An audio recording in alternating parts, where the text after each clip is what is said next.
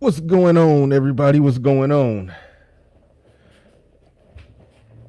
It's just getting set, pulling up, sitting in my chair. I wasn't even sitting down when I said what's going on, but now I'm sitting down. Now I'm comfortable. What's up, everybody? See a lot of people. Shit, hold on. Got shit going on. Distracted. But I'd like to thank everybody who made it in here bright and early. Saw a lot of comments came in before I got started. Shout out to those that make it in bright and early. The early bird squad, as I call it. Keith Lamont came through with the first comment. What's up? Salute to Keith Lamont in the building. So, provider, what's going on? Daniel Myrie, what's happening? What's happening? Damn. Why is that important here? He says, what's up? I unsubscribed from MOT channel because he blocked me from a panel and I didn't get a chance to talk. Is this what the manosphere is about? Favoritism? I don't know why you come in here with that. Maybe something went wrong, something went down. Maybe I don't know. I went there, I ain't see it. I don't know. Darth low IQ, goddamn. Y'all goofy as hell with these names, man. Guinnessville. I hope I'm saying your name right. What's up, Sister George? 3D Burns. Tampa Supreme in the building. What's up? What's up? Like to thank everybody who made it in bright and early. And I just see a look down in the queue. Mr. Fantastic is in the building. About to bring him up in a second. Excalibur, what's going on? Got Mills Hell. What's going on? I see some of the comments y'all typing. I'm not reading them. Okay, I am gonna read this one. Well, hold on. What's up to New? Shout out to you. I do gotta read RBR because all the people that come on here lying, we got a man in RBR who brings us the truth. And he says he says racist white manosphere nuts have black. Wish they were white sellout manosphere nuts thinking they have the same white privilege as their white handlers, and it doesn't work that way. Hashtag RBRN, Real Brother Radio Network. And without further ado, I'm going to leave that comment up there when I bring in Fantastic. What's going on, Fantastic? Fantastic, what's up? Can you hear me? Oh, we can't hear you. Rookie mistake, man. I was muted up. Okay, yeah, I do that all the time too. What's going on? You got it, bro. I can't complain. Yeah, man. RBR getting us jumped off just right, man. Look, hey, you know RBR, man. RBR like that drunk uncle. You know what I'm saying? Yeah. you know he on that sauce, but you love him anyway. You know what I'm saying? That's just him. Bless his heart. They got said bless his heart. Bless his heart. Yeah, RBR clowning. RBR clowning his ass off. Yeah, I don't even know if you've done any covering of this whole new George Floyd video. I know Tommy Sotomayor went in on it. Them two dudes that I found out because of you, them Hodge twins or whatever you know what I'm talking about? Them conservative black. Well, they might be mixed, but whatever. They black enough. But I saw them go in on it, and I don't really got I got a little small take on it, but you normally got a controversial take on that, but we gon' yeah, we gonna get into that. We gonna get into that real soon. But overall, my thing is what it happens with a lot of we got a super chat coming through here bright and early. And let me change that and change these banners real quick. But Abdul Jones, he says, get me through my work day. What's going on? Glad I can be of service. But so yeah, thank you for that super chat. I appreciate that. Let me see what else we got going on in here. All right, that's it on the super chats. But yeah, see, my thing overall with black people is like we are very reactionary to shit. It's like we seem to have a lack of understanding that the videos that we see that go viral, they're being posted, on the World Wide Web, and it's a big ass world, and everybody got a camera attached to the palm of their hand. So when some bullshit happen, it's going to get caught on camera nowadays. And that means we're going to it's going to get brought right into the palm of the hand of everybody else in the world. So shit that happens, infrequently, or shit that happens to other races of people, shit that happens, at a certain statistical probability that we really can't get rid of, that shit gonna get put right in front of our face. And so it's almost like, I'm not saying, people shouldn't fight for what they believe in, but you gotta understand, the probabilities of the shit. That's what I feel like black people don't properly analyze, man. So, I'm looking at that, and that's where I'm at with just most of the overall, the overreaction we give when shit happens, when shit goes down, is happening within a margin of probability. And so just what's your overall thoughts on that? Black people, just being the overreaction police when shit go down. All right, appreciate you, bro. First off, for even offering me the the space and time on your platform, bro. Want to go ahead and do that. Oh no, that was long overdue. Long overdue. We Yeah, should have yeah, been. man. Yeah, Yeah, we was trying to get it. We was trying to get it together earlier than we. I don't know, wires got crossed or whatever. But hey, but man, in due time, man. I'm a yeah. patient guy, man. But me and you came up through the same ranks of like and we're around the same class of like this manosphere shit. So yeah, Mm-hmm. long time overdue. So yeah, man, let me go ahead and hop into it. Trigger warning: go ahead and take your Tylenols. Go ahead and call your therapist. Go ahead and get your this nigga here and the coons and all this shit ready, because as usual, I'm about to go in. And the point about it is this, though. I guarantee you won't be able to prove me wrong. That's one thing about me. When I come through with the shit, I come through with facts. I come through with life experience. I come through with that harsh reality that black people don't want to hear, unfortunately. Partially due to my occupation, and partially just due to my stance as a man and understanding what power is. In order to get to power, you have to have accountability and responsibility, and that's one of the things that we just do not have in the black community. As far as it goes, yeah, man, you hit the nail on the head. Niggas don't math well, and niggas don't word well. Okay, niggas don't understand statistics and the things you're talking about as far as the numbers, probability over possibility.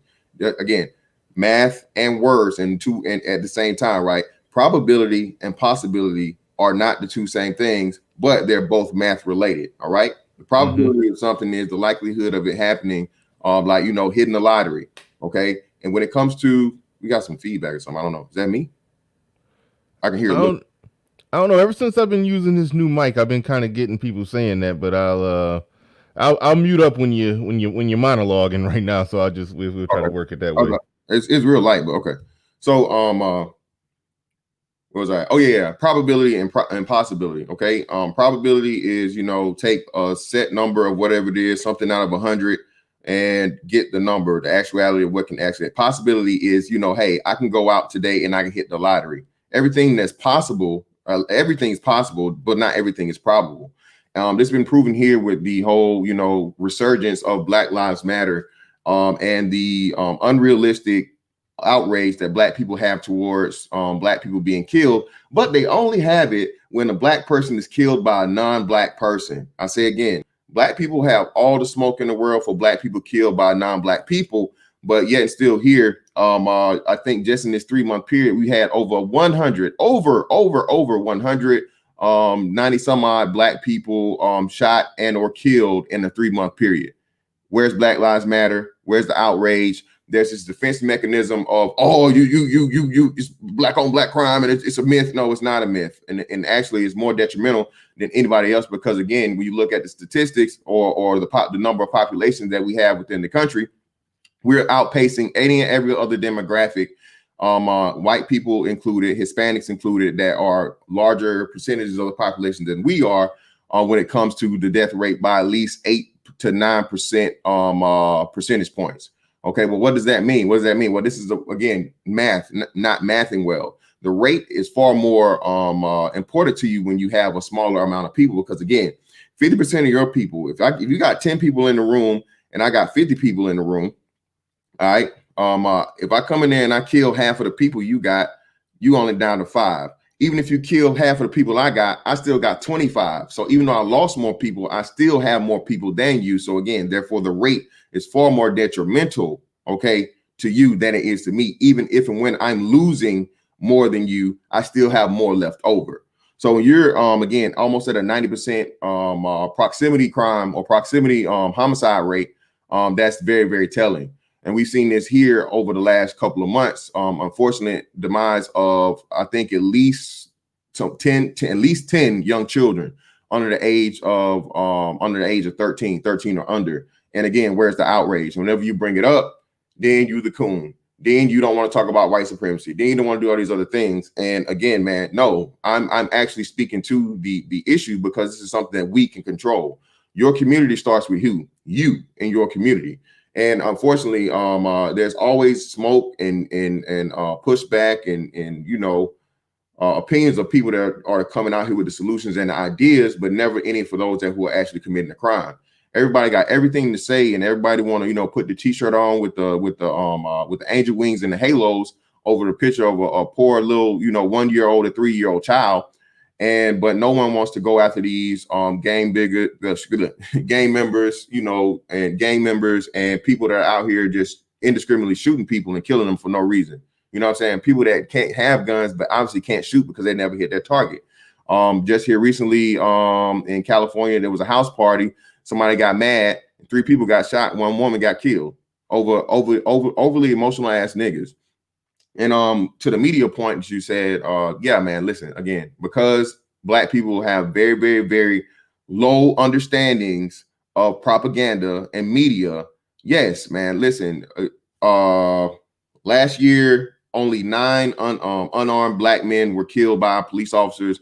And it was a total of like 200 some odd Black people killed in total. And that's armed, unarmed, and everything in between. Again, I just told you, we're already at the 200 mark for Black people killing Black people in a 3-month span. I mean, I'm sorry, excuse me. What's August in 8 months? Okay, we're already well outpaced that, and we got that. Well, hold on. What you think about the counter argument that I've heard that well, they only solve 50% of those murders, so it's 50% of them. We don't know who killed those Black people, and we're just extrapolating it out, saying that it's Okay, well, again, like I said, that's unaccountable, bitch made ass dudes, ass niggas. Again, that don't want to be you. Okay, show me the fucking the Asian ninja assassin that's sneaking into the hood and hitting niggas with nunchucks and shurikens, or show me the motherfucking white man that's you know hopping in his Volvo, you know, getting his fucking rifle and sniping niggas from no, bro, come on now. They had solved the drive-by shooting that happened in Chicago the other day. You know what I'm saying? Where they niggas shot up a funeral, but we know niggas did it. So get the fuck out of here with the bullshit, man. Come on. Yeah, that's what I said. In order for that argument to make sense, they would have to say that, like, it's like the video game Splinter Cell or Hitman or some silent assassin is somewhere just picking niggas off. And you know, it would have to be some, or either that or the police are really good at finding the murderer when the murderer matches the same race of the person who he murdered, but completely terrible when it's a different race. Yeah, man. And with us, and with us, hell, we all look alike. So how the hell can they do that? You know, BABGs, man. He's big, he Black, he had a gun. Shit, I don't know. Brother Xavier in the building, the Prophet of Thought series. He says, "Peace, brother Bernard. Peace, brother Fantastic. Thanks for the super chat. Man. Appreciate that. Nothing but love and respect for brother X." But yeah, I interrupted you on the ninja assassin shit. But yeah, damn. Yeah, go. You can go ahead and finish your thought. I don't know if I. Yeah, no, you're good. So the media aspect of it. This is the most important part. Again, Black people, we're being used as media pawns. And actually, this situation in Black Lives Matter is the best example ever.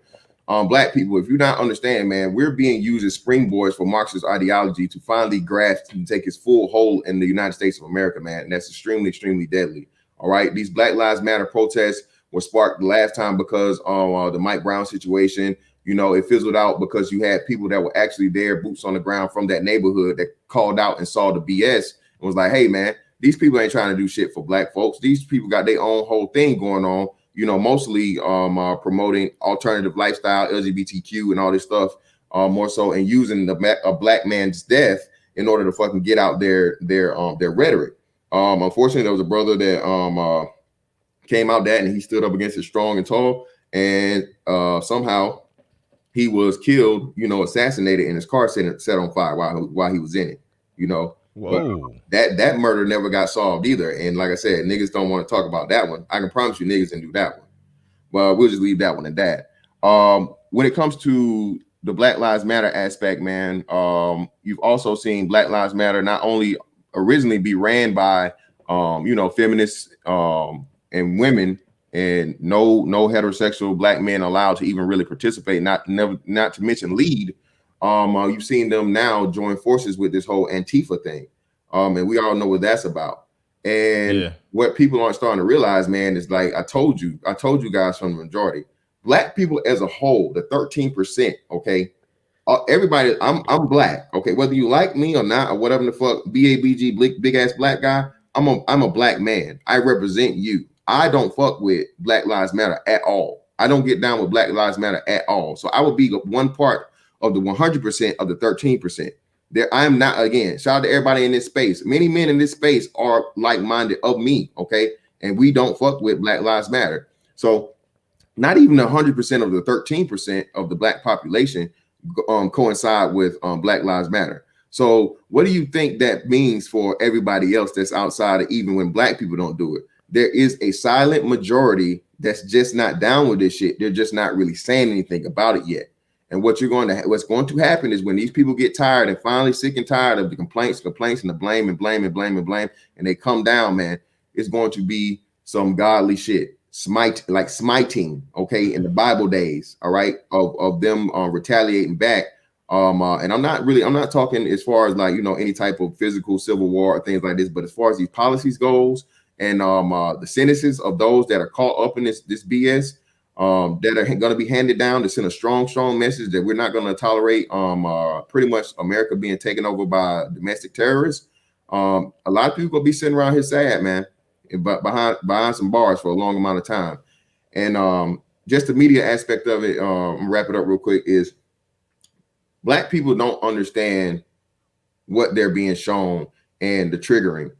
We all know I had the white guy on the panel a week ago, and everybody, oh, you let that white man in here to say he's smarter than us, and you know, niggas got scared and mad, and some tears was cried, and I was so wrong and all this shit, and I'm just like, bruh, how the hell we gonna sit around here and talk all this Black exceptionalism? You know, we're the smartest, we're the fastest, we're the strongest, but you never ever got to put the shit to the test.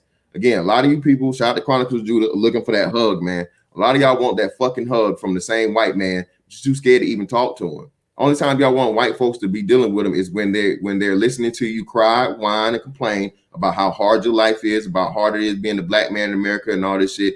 And they don't give a fuck. They don't give a damn. Okay. The whole entire world is quid pro quo. Okay. You do something for me, I do something for you. If a person doesn't have a purpose for you, or you don't serve no purpose to them, they don't give a fuck about you. And that includes, a lot of y'all come to find out, that includes most family members. Okay. That includes most people that you actually grew up with and you know on a real life basis. So what the hell would you expect for some strange ass white dude to do? Okay. Or white people in general. You're not making money, again, in the last harbinger of freedom, the best capitalist society, arguably of all time. Okay, what is your purpose? What are you doing? You sit right here complaining and crying and whining about racism, about slavery, about all these things that everybody in the world has experienced to some degree. Again, slavery and racism has been experienced by every demographic on the planet at some point in time, but yet and still, we're the only people that's holding on to it and using it as a crutch to not progress, all right, to not, again, hold ourselves to the standard, to have some responsibility and accountability, and finally gain power in this American structure. And that's what I got for the most part. Yeah, man. I had your back on the white dude situation. Like I said, you know, it's either one or two things that could happen. Either go full Jabari tribe and bark his ass down as soon as he start talking, or defeat him intellectually. And Zero was on the panel, and Zero took a shot at it. And when the conversation gradually progressed over to game changers, by then Zero had him on the ropes and he had nowhere to go. So I mean, he came there to say white people were smarter than black people. Then he got intellectually outboxed by a black man. What? How else was that supposed to go? Other than just booting him immediately. So Yeah, once you opt not to boot him immediately, he got defeated intellectually. Oh, go ahead. They wanted to call him a whole bunch of crackers, and say get your white ass up out of here, white boy, and that be it. That was the win they was looking for. But again, that's not a win. Again, you know what I'm saying? Yeah. I mean, it's one way to go about it, but I mean that's one way to go about it. But it's either two ways: get your white ass out of here, or go ahead and defeat it intellectually, because it is some intellectuals off in academia somewhere who do make those same points and those same arguments about race and IQ and genetics and human intelligence, and a lot of the shit is real complex, and a lot of it we don't understand, but there is a debate out in academia about how much of it is genetic and how many actual differences when it comes to race that's not cultural when you look at IQ. So it's a debate that could be had. Now he came in with a clear agenda, so that's the part of me to feel like get his ass up out of there. But I was glad that Zero that you let him stay, and Zero got in his ass basically. So yeah, so I don't know how else people would have rather that happen. I like the way it played out. He basically said the last thing he said on Game Changer Channel. The last thing I remember him saying is black men got bigger dicks, and then he ran shortly after that. It was a win. It was a win to me. It was a win to me. Daniel Myrie says, shout out to Bernard and Mr. Fantastic. Like the video on Mr. Fantastic 824 for president in 2024. So what's up? Salute to Daniel Myrie. And also January Man came through with a cash app. Appreciate that. We about to get into this damn video. About to play this video. I got a clip of it that hopefully they ain't gonna take the shit down. I know most people probably saw it, but we gonna roll some beautiful bean footage anyway. Let's see. All right, let me get that comment out the way. Y'all like the video, by the way. Like the video. Let me see where we at on these likes. All right, 188 people watching, people coming on in. Y'all hit that like button. We had 85 likes. No, 191 people watching, 85 likes. We should for damn sure be over 100. Let's get this bad boy over 100. Let's go. Hit that like at 91. Come on, give me a few more. Come on. All right. Let's see where we at. I'm trying to get the video set, ready to go. I got too many icons up. All right. Hopefully they don't take this shit down. But we about to go ahead and roll this shit. Oh, and let me know if at any point you want to stop it if you see something that you want to respond to. I see your hands. Damn, man. Stay in the car. Let me see your other hand. I'm sorry. Let me see your other hand. Both hands. Put your hands up right now. Let me see your other hand. Hey, right, real quick. So listen, all right. The first thing that people need to have understand the context here. They talking about he just pulling his gun. Listen, man, he's coming up on this guy, and I actually got the article. I'll put it in the thing real quick. Give me a second. The reason why the officer pulled the gun is because he was reaching under his seat, and what he was doing while he was reaching under the seat was he was trying to hide. He was hiding the counterfeit bills that he knew he had. Okay, so that's why the firearm was pulled on him, because like I said, the officer kept telling him to show his hands, and he saw him digging under his seat. Anybody that's a police officer, you see somebody digging under the seat, they possibly are digging under the seat for what? A firearm. So that's to give people the proper context. Go ahead. Put your hand up there. Put your hand up there. Hands on the wheel. wheel. Hands on the wheel. I'm sorry, sir. The vault is in the car. This is my Put your foot back in. I'm so sorry. God dang, man. Man, I got shot the same way as I was before. Okay, well, when I say let me see your hands, you put your hands up. I'm so sorry, You got them? man. Dang, man. Put your hands on top of your head. Last time I got shot like that was I was Hands on top of your head. Hands on top of your head. Step out of the vehicle and step away from me, all right? Step out and face away. Step out and face away. Please don't shoot me. Please, man. Hey, I'm not going to shoot you. Step out and face away. Again, man, listen to this dude, man. This guy is also, there's something they didn't tell us. This guy is high off of a combination of amphetamines and fentanyl. Okay, the one of the make you listen to this guy, man. He was in just give that context. Okay, he is under the influence of fentanyl and amphetamines. Okay, this is what's probably possibly having him having issues with complying because he's high. He don't really know what the hell or what the fuck is going on around him. Okay, so again, the cop don't know that yet, but he's going to actually refer to it later here shortly. You just go ahead and get back into it. Look you out, man. Please don't shoot me, man. Please, man. I just lost my mom, man. Step out and face away. Step out and face away. Please don't shoot me, Mr. Officer. Please don't shoot me, man. And I hate to comment on this, but listen. I hate to look. Okay, all right. I'm gonna chalk it up to he high. But why the? Oh, please don't shoot. God damn, man, come on. All right. That shit. I don't know why that just like nigga. Yeah, he fucking it up for BABGs, man. All fucking, right. All docile and scary and crying and shit. I'm like, damn, nigga, the fuck. So this is what people don't understand, man. See, they purposely took the media and showed you the only part they showed you was this. This guy was being extremely belligerent and everything else before this. And I can't wait till we get the part about what he keeps saying, I can't breathe. He was saying I can't breathe before, he was even on the floor. All right, before he even got down on the ground. And people don't understand one of the biggest issues and problems with fentanyl depresses your breathing capability. It restricts your fucking oxygen coming to your body because again, it's a opioid and it slows down your fucking breathing, man, your lungs. So everybody wants to talk about the I can't breathe thing, but they don't even understand the context and when he started making complaints about him not being able to breathe. Shout out to Agon, by the way. Appreciate you, Agon. Yeah, David Monroe, man. You said it, I didn't, but man, yeah, that was bothering, man. But I'm chalking it up to him being high because they play some older videos of him talking and speaking like a normal person. But that shit, the way he's sounding right there, man, that's what. Never mind. I hate that shit.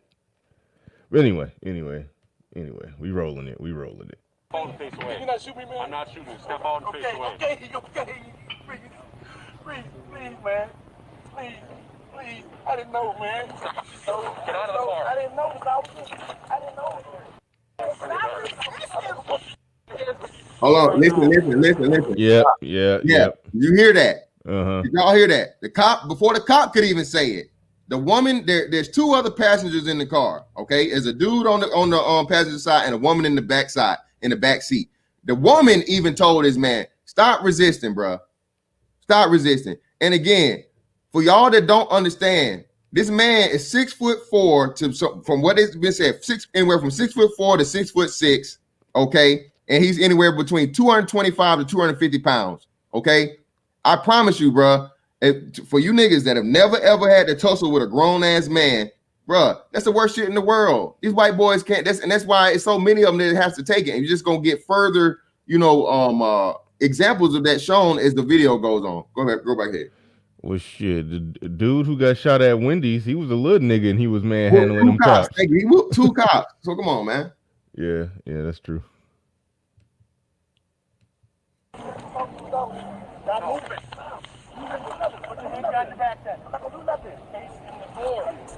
Things are wrong. Hey, you come back. Stay in the car.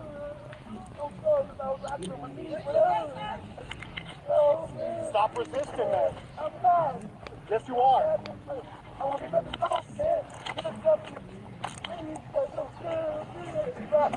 Stand up. Against the wall. Yes. What I do? We're figuring out what's going on. Drop the bag. Figure out what's going on.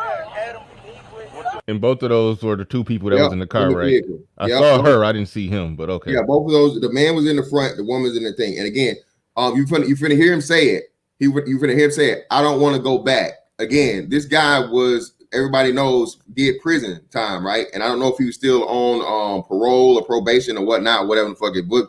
But you're gonna hear him say that. So now you have a guy that's high, extremely high. He know that he's did something wrong that could possibly get him going back to prison. And on top of him being high, hysterical, and everything else, this motherfucker is 6'5", we'll just say 6'5", anywhere between like approximately 230 pounds, trying not to fucking go back to prison for any amount of time. Yeah, Mr. in the building. Thank you for the super chat. He says, "What exactly did he do to deserve a death sentence without a fair trial?" I'm more or less with you on. We gonna get into that part. And again, nobody be patient. Okay, well, no, go ahead, Fantastic. At no point in time has anyone said he deserved to die. You emotional ass niggas. Again, show me where I or Bernard or anybody that's just all we're doing is going through commentary and giving you a play-by-play of what's happening here. Okay. At no point in time did anybody say he has to die. Stop acting like your mamas and being emotional. Go ahead. Hey, I'm gonna open it up for Mr. Fantastic to. And I hope y'all be ready. I'm gonna slaughter every last one of you. Yeah, he gonna face the firing squad. Be patient. We gonna do it. All right, but thanks for the super chat. I appreciate that. Shit. Let's see where we at. I just got my phone fixed. It's my ex, man. That's my ex. He told me, get my car. That's it, man. You can ask Mr. Adam about me. You have ID? I'm on 38 feet on my Man. 320 or 440. 38 Ask Mr. Adam about me, sir. I just came to buy a tablet, and when I bought a tablet, it didn't Oh work. my God. He didn't even do nothing. You have ID?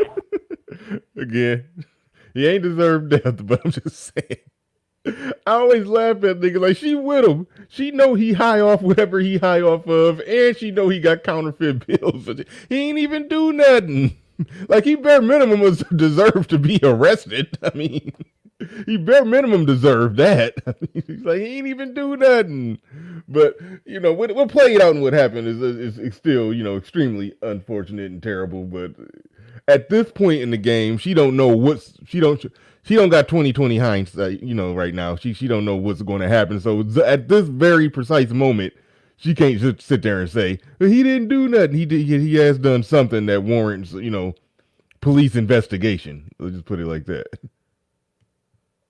No, I don't. My name's Shawan Renee Hill. No. Sir.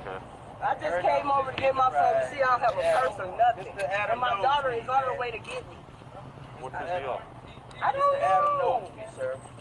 That's my ex. I don't know. Why is he getting all squirrely and not showing his hands and just being all weird like that? Because he's been shot before. He don't Well, I wanna- get that, but still, when officers say get out of the car, going he's drunk, is he on something? Oh, he got a thing going on. I'm telling you What about does the that mean? police.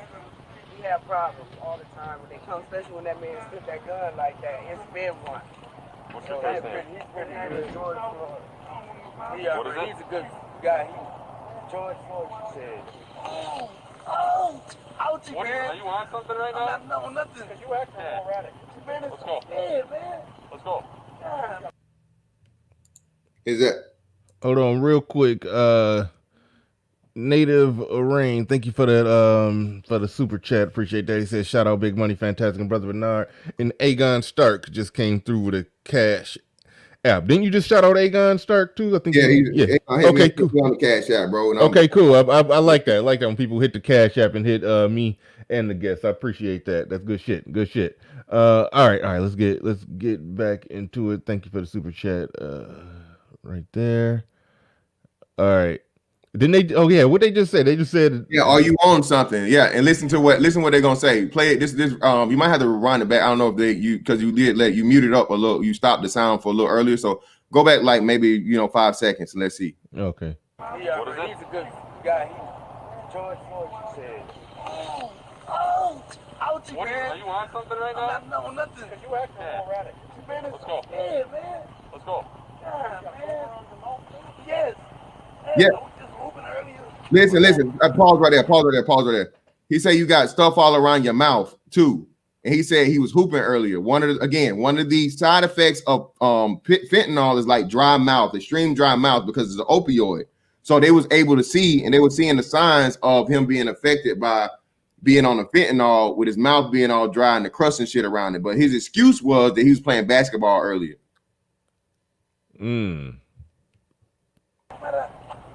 Let me come on down now. It's feeling better now. Keep walking. Okay, now do me one favor, man. No, when we get to the car, let's get to the car, man. Come on. Hey, man. Oh, man. God, don't leave me, man. Please, man, leave me, man. Here. I want to watch that car too, so get him. Stand up, stop falling down. Stay on your feet and face the car door. You get a seat on him? No. Please, get out the door, man. I don't want to talk to you, man. Please, let me talk to you, please. You ain't listening to nothing we're saying, so we're not going to listen to nothing you're saying. Can you watch that car? Just make sure no one goes in it. I hear you, but you are going to face the door right now. Listen up. Stop. Hey, real quick. Hey, pause it real quick. All right. I'm not listening, man. All right, so again, man, niggas don't understand. He talking about he not resisting. These are two grown ass men, bro, trying to get again a 6'5", 230 pound man to go to where they want him to go. And at the same time, like I said, they're trying to watch the other car to make sure that like none of the evidence is removed and all this other things, man. So again, there's so many things going on, and again, they're trying to fuck with a fucking BABG certified. How many of you niggas done ever tried to again one-on-one just wrestle with a grown ass man that's of that size? I promise you, bro, it's not gonna go well. All right, even me at my size, okay, trying to wrestle with a motherfucker my size is not easy. Okay, it's not an easy task. So these dudes are way smaller, and they're trying to get this dude to go where they want him to do. So what the fuck? All right, I don't know what's going on. I don't know if what Daniel Marie is saying is accurate, but Silent, go easy with the wrench, man. Go easy with the delete. And I don't know how accurate it is what he's saying, but man, I know Keith in his feelings real hard today, bro. Keith can't stand when you say something bad about dumbass niggas, man. I love him like a play cousin, but Keith one of them niggas, bro. Yeah. Hey, the nigga. Let me go ahead and get it out this too, so y'all niggas can get your trick. I can go ahead and get you a little more matter. The nigga contributed to his own demise in every way, shape, form, or fashion. He didn't have to have fake $20 bills. He never had the fake $20 bills. He would have never had to deal with the police. Fucking, he shouldn't have been on the fucking motherfucking drugs, high as fuck, and all this other shit. That helped actually contribute to his death. And the first fucking autopsy proves it. The fucking second autopsy was some motherfucking political and fucking SJW bullshit to appease you dumbass, emotional ass niggas. All right? Look up the fucking effects of fentanyl. All right? There's actually a fucking medical condition that's contributed to it. That was they gave it to it. But because you niggas cried and complained so much, they brought in some fucking celebrity fucking coroner or whatever the fuck to tell you what you wanted to hear. Yeah, I think the best way somebody worded it, fentanyl by itself, without the getting arrested and the knee on the back of the neck, fentanyl by itself wouldn't have killed him, but the knee on the back of the neck and getting arrested like that, because that's not a a deadly position. Listen, Bernard, listen, just keep playing it. You'll see what I'm saying. Keep playing. Okay. Yeah, and Then you might read. I got the chat pulled up now. I'm looking. Oh shit, yeah. I said as soon as I pulled it up, I see a deleted message by Silent. All right, I'm looking at it now. I'm try to manage, make sure he being fair. You know, you can go ham in there and disagree all you want and talk all your shit, Keith, but don't just be deleting people because they disagree with you. Don't come on now. All right. Let's keep it moving. Hope I ain't missed nobody super chat through the midst of all this, but y'all know I appreciate everybody who support the channel. I'm not. You can ask him. He know me here though. God, man, I'm gonna do nothing like that, y'all. Why is it going on like this? Look at my wrist, Mr. Officer. I'm not that kind of guy. Mr. Officer, I'm not that kind of guy. Stop. You please? I'm not that kind of guy, Mr. Officer. Please. Face away. Hey, man. Don't leave me by myself, man. Please. I'm just claustrophobic. That's it. Well, you're still going in the car. Anything sharp on you? I won't do nothing to hurt y'all, Mr. Officer. No, sir. No, I don't have nothing. Why y'all doing me like that, Mr. Officer? Please, crack it for me and stuff, man. I am claustrophobic for real, Mr. Officer. You got him? Can you please crack it for me, please? Yes, I'm Remember my cracking. name. Hold on, real quick. Look, man. Damn, who said that? Jedi Mac. I can't even highlight it because I'm looking at it on my phone. But he says, Bernard, anyone ever put their knee on your throat with full body weight? This goes back to one thing. It's like when a lot of black people watch videos or viral videos, they see what they want to see. Exactly. The shit was that literally was not his throat. Your throat is on the front of your neck. Like, what happened was bad. It was absolutely bad. He had no business being on the back of his neck for 8 minutes and 46 seconds. But don't call it the throat. It wasn't the throat. Like, let's analyze it accurately. The simple point that I was trying to make is that a knee to the back of the throat by itself will not kill a man. Being on drugs with 3 people on top of you like that could kill a man. But so yes, the police officers contributed to it, and definitely bare minimum the one that was on the back of his neck, not his throat. Yeah, he deserves some time. All day, every day. The man was motionless and dude still ain't get up. No, yeah, I'm with that. He deserves some time. I was gonna wait until later before I got my full take on that part. But yeah, that dude, no ifs, ands, or buts about it to me. I don't know what we're fantastic at on that. But dude deserves some damn time, bro. And listen, man, stop, man. Keith's hiding niggas now, bro. Yeah. That's what I stopped it for too. Keith, look, man, you come on. Proving my point. All right, Keith, I gotta take your wrench. I hate to do it. You know we love you over here. Yeah, but man. You hiding people because yourself, brother. I love it too. I love it, man. This is good therapy, brother. You need this, man. You need this. Okay. You hadn't made it. You hadn't made it to where you made it, bro. Being the person that you've been because of white supremacy, brother. All right, I can tell you this: your attitude and as much smoke and shit you got for these white folks, they would have shot and killed your ass a long time ago. But not to mention you was in the same white man working for the white man in the military, right? And he set you up pretty nice for you to be where you are today. So again, bro, you niggas kill me with this motherfucking white man bullshit, bro. Stop it. Get the fuck up out of here. All right, stop.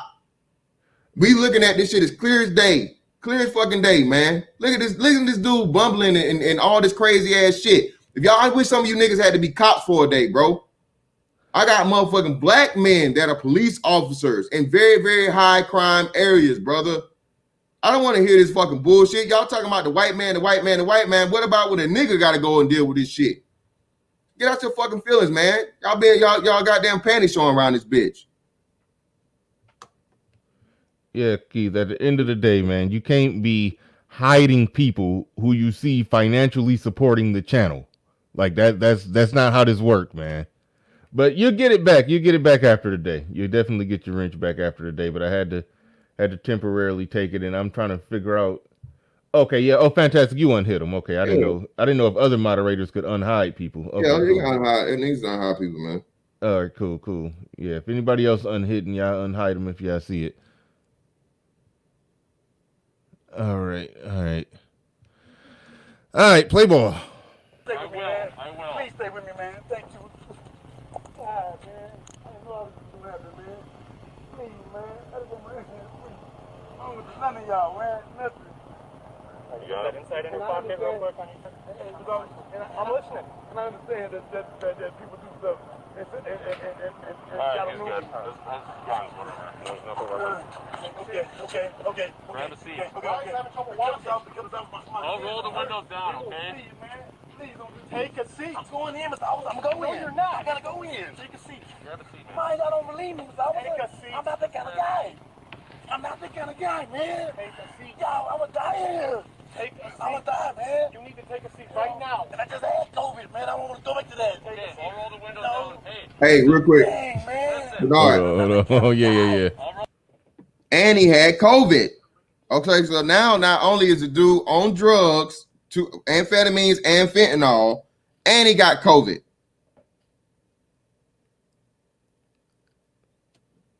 Damn. I thought that was weird when I heard that part when you said I just had COVID. He really did. Remember, it was on the autopsy. So again, this is 3 underlying conditions, brother, of this man. Like I said, should he have had the fucking knee put on his neck? No. Nobody's saying he should have been murdered or killed. No. But again, these are all contributing factors to his demise. And again, which a position he would have never been in had he not used confirmed counterfeit $20 bills. Okay? Where did you niggas, if this nigga just follows the law, right? Not even if he followed the law, why the fuck he gonna use a counterfeit bill and hang out in front of the building? Have y'all even thought about that? Y'all emotional ass niggas? The niggas could have motherfucking used for the fake 20, right? And got the fuck on. He was just sitting out there in front of across the store, and then the Arab niggas called the police. I'm like, oh, he's still over there. So what the fuck y'all think gonna happen? Again, when are y'all gonna hold this man responsible and accountable for his actions? Had he not broken the law, he wouldn't have got killed. This wasn't no shit to where this was a stop and frisk. This was where someone was called because this dude committed a crime of fucking using a counterfeit bill. Roll the windows down and put your legs in, all right? I'll put the air on. Stop. Look at that. Look at that. Not even listening. Look at it. We can fix it, but not while you're standing out. Okay, man. God, y'all do me bad, man. Man, I don't want to try to win. I don't want to win. I'm claustrophobic. I got anxiety. I don't want to do nothing to them. I'll roll the window down. Man, I'm scared. When I start breathing, it's gonna go off on me, man. Pull your legs in. Okay. Let me count to 3. And I'm going in. Please. I'm not trying to win. I get on the ground or anything. I can't stand this, man. He know it. Some boy in the back saying, "You can't win." Yeah, that's what I'm telling you. You sound like the Wiz. You sound like the Wiz. His homeboy sound like Adrian and Rocky. She's like, "You can't win, Rock." When he's about to fight Drago. Oh shit. Hold on real quick. Let me hook Psychopathist up. Psychopathist, I put the link in the chat, brother. I'll put it back on there for you. 1 second there, good brother. Hold on there, brother Psychopathist. Let me help you out, bro. Let me help you out, brother Psycho. See, even when you tell niggas about the facts, niggas want to deny the facts, man. Y'all are emotional, bro. Y'all niggas can never be lawyers. You never be y'all can do this, man. There's no emotions in the fucking facts, man, of what's going on here, bro. Again, at the end of the day, however you fucking do it, had he just not broken the law, he would have never had to deal with this shit, period. He's clearly in the fucking wrong. Yeah. The problem with that one, though, when you say had he not broken the law, I mean, it's a series of events. Okay. The breaking the law is what started the snowball to start rolling downhill, but it's a lot of other shit that didn't necessarily have to be. But like, he broke the law. I guess the police got caught because of the counterfeit 20. He happened to be going off whatever the fuck he was going off. And then the whole situation happened with the arrest, but it was another big thing. It was a snowball, like that. Shout out to Dan Christopher. I guess Psycho was asking. Psycho, I know you didn't ask to fucking see how they found out fucking how they know the bill was counterfeit. Nigga, they don't even need a machine. They got pens for it, nigga. They got counterfeit pens where you mark the money, and if it's fake, the fucking pen the ink turns a certain color. What the fuck, man? Why are we doing this? Why do we always find a way and a reason to fucking exonerate somebody that's clearly in the wrong? Again, does that mean the man should have been killed? No. But had he not did what he did, he would still be here today because there'll be the interaction, cause and effect, okay? Cause, effect. This is something we learned in elementary school. Why can't niggas never apply it? The Mac the Trucker says, facts over feelings, get out your emotions, people. Mr. says, I agree with Fantastic. And we never would have been brought to America in chains if we weren't hanging out around the shores of West Africa. All right. Thanks, Mr. for the super chat. Appreciate that. Appreciate your support. This is funny shit. Sir Tice says the faulty logic has to stop. We can agree that Chauvin is a murderer while criticizing aspects of Floyd's actions that led to his unfortunate demise. Fair point right there. Fair point. Oh, man. This panel going to be wild. This panel is going to be wild. Again, real quick, I'm going to address psychopathia again. Because he was trying to hide the bills, psychopathia. He knew the bills were fake because that's why the officer had to tell him to let me see your hands several times. I gave you the article, brother. He knew the bills were fake. That's why he was trying to stuff them under the seat where they couldn't be found. The evidence. Jesus Christ, man. I wish y'all defended the niggas that do the right thing as much as y'all defend niggas that do the wrong thing, bro. God damn.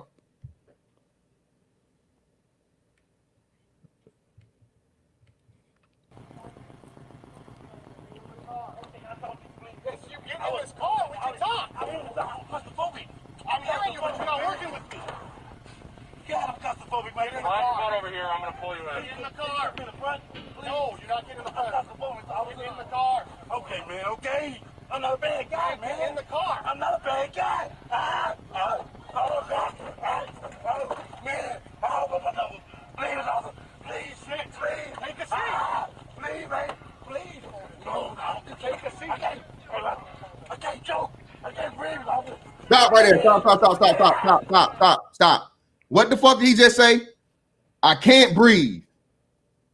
I cannot breathe. Before he even fucking wasn't there. He is putting himself in a medical fucking, I forget what it's something hysteria or some shit, okay? He's exhausting his body so much, so bad. He's getting himself so worked up that his body is pretty much going into some type of shock and it is already affecting his breathing, okay? Again, he induced this because he just won't comply. Because he won't comply and he won't stop resisting, he's compromising his body. Niggas are so dumb. That's why it took him fucking 8 minutes to fucking die, because it was just like his body's trying to fight to get back into a normal fucking state of thing. You choke somebody out, bro. It don't take 8 minutes to choke somebody the fuck out and kill them, man. Okay? That's why he's saying niggas are so emotional.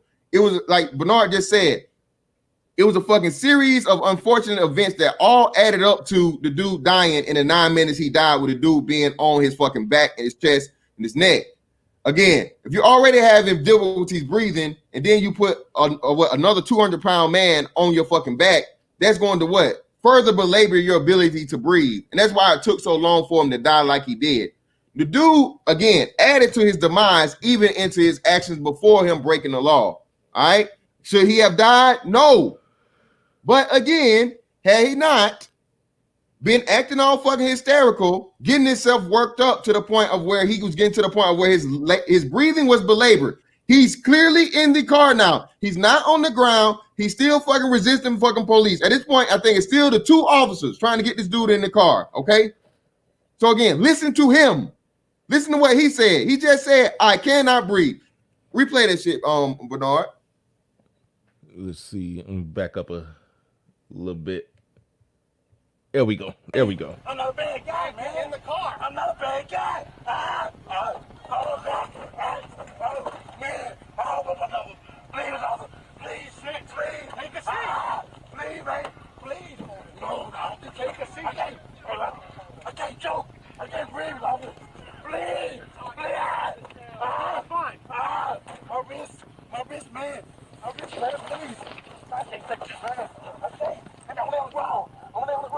Stop right there. Stop.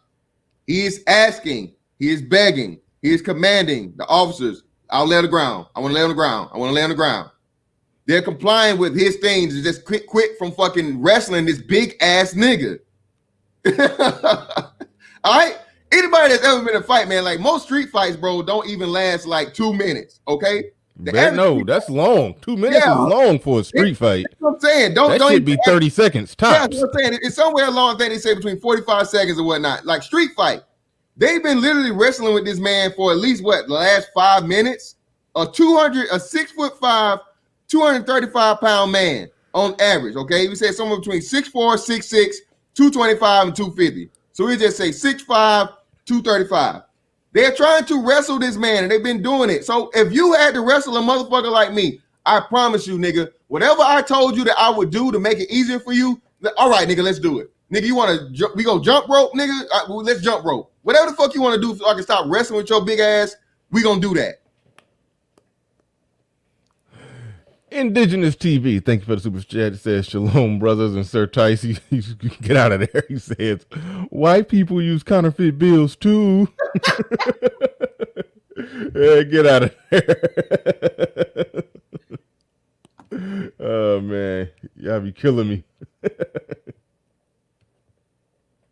Oh, man. It's like, and knowing what, okay, my man Gabe A in the building. Salute to Gabe A. Says, fantastic, says, your analysis is horrible. The cause of death by the coroner's office was asphyxiation, deprivation of oxygen. People don't deprive themselves of oxygen. Well, see, Gabe, yes, you do. Gabe, again, brother, you're a tech guy, not a medical guy, all right? And I'm not really a medical guy either, but I have, a very good understanding of how the body works. Again, I'm going to help you out, brother. I put all the information in there for you. Fentanyl represses your breathing, okay? And you're referring to the second, brother. You're referring to the second autopsy. The first one wasn't that. It was 2 autopsies done. All right, 2 of them. All right, they said 2 totally different things. Okay, when you use drugs, all right, that fucking repress your breathing, that's going to assist in your demise, sir, of asphyxiation. He helped asphyxiate himself by deciding to take the drugs he took. So you're wrong. Shout out to you for the $10 super chat to my man Bernard, though. Okay, KC, be patient. That's coming. Fantastic, ready for this firing squad. He ready. I'm bulletproof, bitch. Y'all know that. Yeah, the panel will be opened up momentarily. The video almost due.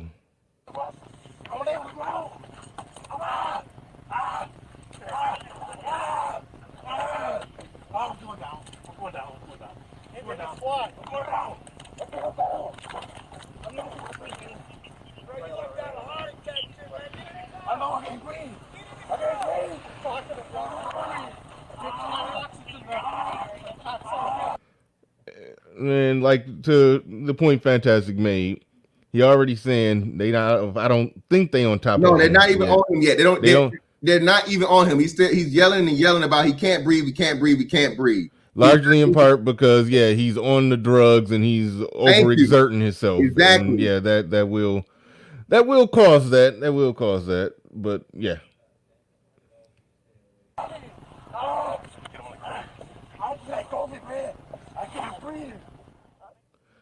All right, that's the video.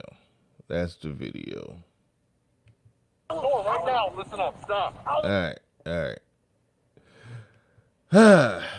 You got some final analysis of this before we open this bad boy up. Yeah, most definitely, man. Listen, man. I know for whatever reason, it's funny to me how you niggas care about a stranger ass nigga, okay, that you never met a day in your life, simply because they put him on the news and tell you a white man killed him. I ain't seen none of you niggas have none of this smoke for over 3 fucking months. You didn't have this much smoke for fucking Makai fucking James, bro. A 3-year-old child. A 3-year-old fucking child killed because of nigga shit. You niggas ain't fucking analyzing. You ain't making no excuses. You not hunting niggas down. You not pulling up. Y'all not got none of this goddamn smoke for fucking innocent children. A 1-year-old was just fucking killed fucking within the last month. A girl fucking trying to make TikTok videos with her mama was motherfucking shot through her house to a fucking stray bullet. Y'all making all these excuses for a dude that, again, did not leave the criminal lifestyle alone. Nigga didn't learn his lesson. Already did prison time. Out here motherfucking passing counterfeit bills, got caught the fuck up, and that's the reason he even had to deal with the police in the first place. Stop being hoes. Stop being like your mama. Make this man accountable. He contributed to his own demise. Should have been killed again for the 1,000th time for your emotional crying ass niggas. No. Not saying the man should have been fucking delivered a death sentence because he fucking used a counterfeit bill or because the police resisted, none of that shit. But, had he simply gotten in the car, they wouldn't have been able to put a fucking knee on his neck. They wrestled with this dude for over 5 fucking minutes, okay? And finally gave in to his demands, to his request. Just lay him on the ground. Lay me on the ground. Lay me on the ground. As far as the knee on the thing going, that's something you need to take up with the state of fucking Minnesota because that's something they train officers to do, okay? And unfortunately, what I'm finna tell you this is really gonna piss you niggas off. There's like a 75% chance now that he's gonna get the fuck off. Be ready for that. What y'all niggas gonna do then? Just like the situation, got off. All right?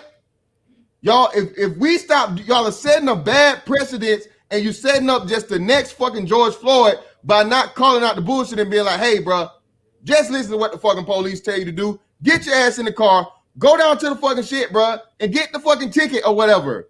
Or get the charge. All right?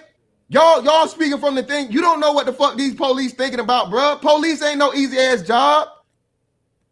Y'all, the police just supposed to read this nigga mind like Professor X. Yes, he has COVID and he's really claustrophobic. He's not lying to me. He's just really, really scared and he wants to comply. He's not that guy, but he's intimidated right now. Nigga, they had the power to do that. They're just mind controlled nigga and everything will go right. Yeah, still y'all want to be up here and fucking bitch and complain, man. Like, y'all like, man, that's not manly, bruh. We never gonna fucking get nowhere as long as we don't take fucking responsibility and accountability for what the fuck we do, bro. You do good things in life, good things happen. 9 times out of 10, you do fucked up shit, you bring fucked up shit to yourself, and shit might motherfucking go wrong. You might get up out of here and sent to the upper room. Again, the dude set up the cheese holes lined up, bro. Everything for this shit was a disaster. From him using the counterfeit bills, from him already being under the influence of fucking fentanyl and other drugs, from him fucking allegedly, from him having COVID, which again is another breathing, something that attacks what? Your lungs. So again, him doing all this shit and getting all worked up and having two of them that directly fucking compromises his breathing is gonna put you in the most fucked up situation. Now, bring y'all ass in here so I can motherfucking tear your goddamn heads off if you stupid enough to come up against me. I'm ready to Jay Bay says, fantastic. You're really blaming this man for his death. I can't rock with you, man. Gabe, I just said it for the 37th time, bro. He shouldn't have been killed. But yes, I'm not. Listen, science says this, brother. This is not my opinion. Science says it. He told you COVID. All right? And he's used fentanyl. Did you niggas not read? I put the fentanyl shit in the fucking thing, bro. Look up the side effects of fentanyl. Fentanyl fucking compromises your breathing. Mr. Dees says, logical black men spitting the truth. Blacks need to get out of their fifis. Thank you for the super chat. Appreciate that. Yeah, the link in the chat. Well, we got a few people up here. We got enough to get it started. So we're gonna start with SKC. What's going on? Hey, what's going on? I only have a few minutes because I'm still working on that thing. Oh yeah. But fantastic. You remember when the white boy came on your channel? Yeah.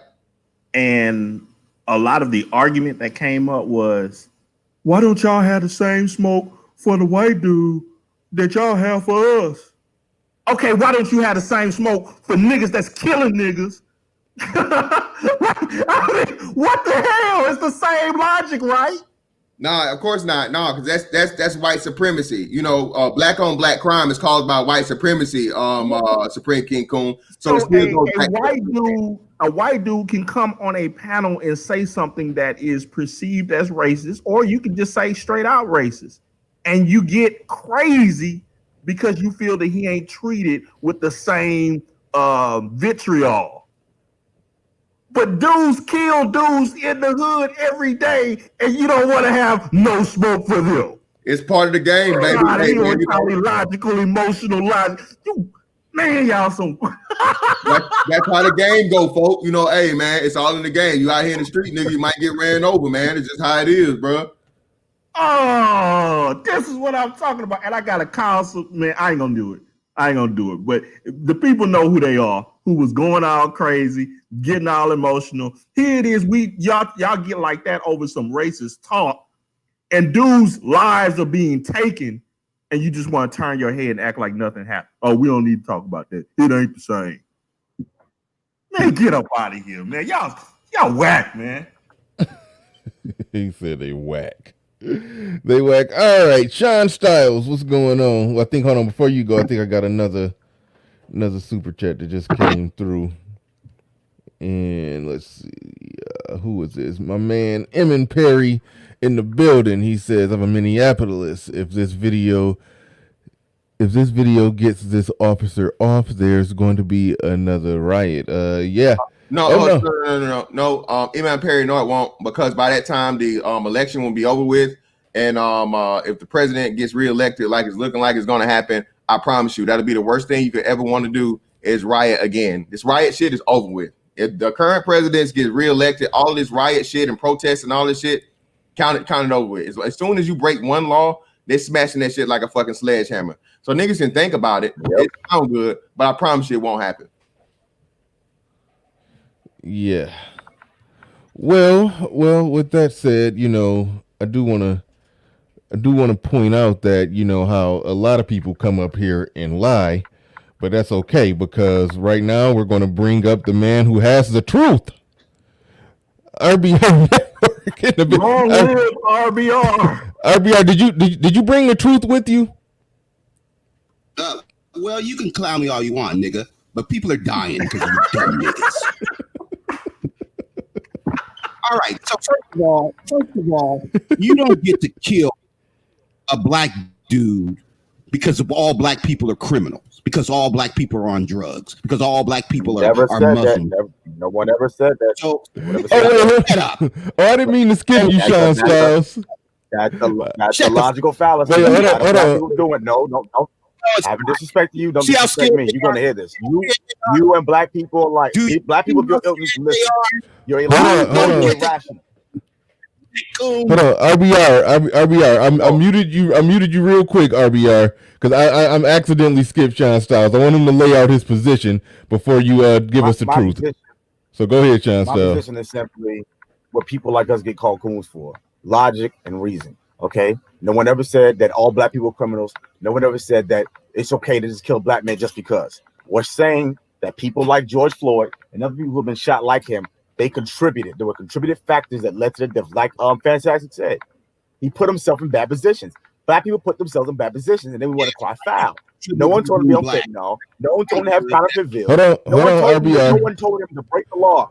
Hold on, RBR. I'm gonna give it to you uninterrupted, RBR. I want to make sure Sean Styles get off his full point, and then I'm gonna let you go uninterrupted. So just put it in the holster for a second, RBR. Put it in the holster. Before he wants to yell at me and call me a coon, I'm gonna say this. Should he have died? No one's ever said that. We all think that's egregious, and the cop was out of line. But if you look at what the first two cops were doing, they were trying to do their jobs. But he was resisting. The people in the car, even with him, they were saying that he was resisting. Matter of fact, if they were so racist and evil, then how come the people who were with him in the car, they didn't die? They lived. They survived. Interesting. It boils down to this. The black American culture is something, it's regressive, and black people want to defend it. And anytime there's a thug, there's a kooky and red, we're always going to the bat for them. But several children have died in the last 3 months. Black Lives Matter had nothing said about it. You niggas had nothing said about it. Let him go. Okay, to kill 1-year-old. I'm talking.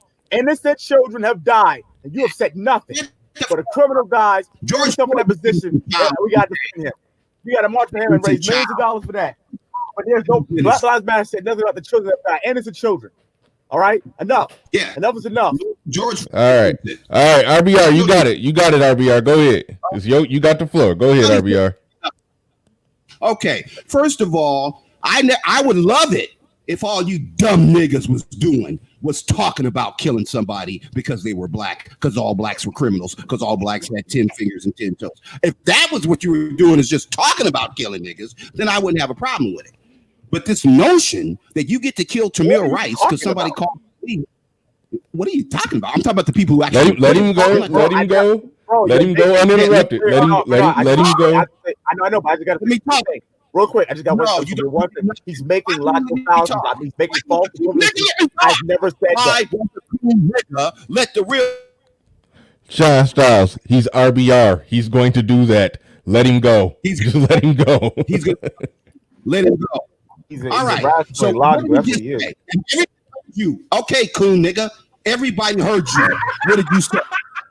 You said I'm not talking about. Nobody said he shouldn't have died. Nobody said Tamir Rice shouldn't have died. Nobody said that. You just said that. He died.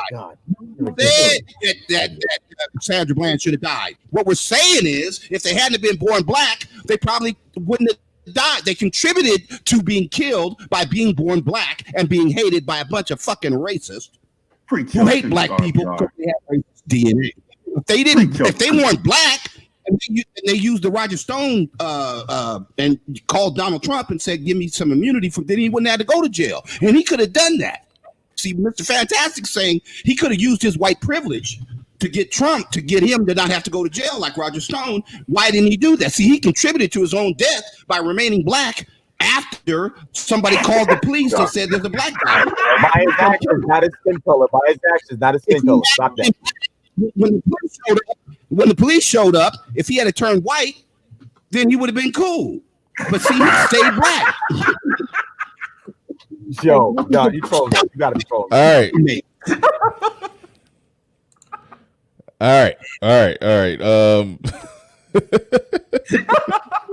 Mr. D's, what's going on, man? Jesus Christ. Mr. D's, are you there? Maybe he turned white. His mic not working. Mr. D's, sound like your mic not working. Yeah, he unmuting, but ain't no sound coming out, so his mic ain't working. All right, Keith, what's going on, man? Do I have permission to speak freely, or do I have a muzzle?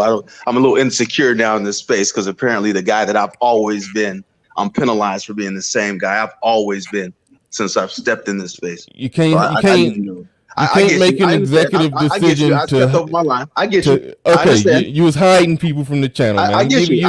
All right, cool. I get you. I'm saying that all I'm saying is who I've been in this space. You took a wrench over a $5 donation. We could have had that conversation, but I get you. It's all good. But the one thing I gotta say, you my man, Fantastic. We done been in battles on the same side and against. But fucking veteran dude, don't talk to me like I'm one of the civilians. Okay, I understand we got a difference of opinion, but don't talk down to me. You know who I am in these spaces. And I've had my boots on the ground in these spaces well before you got here.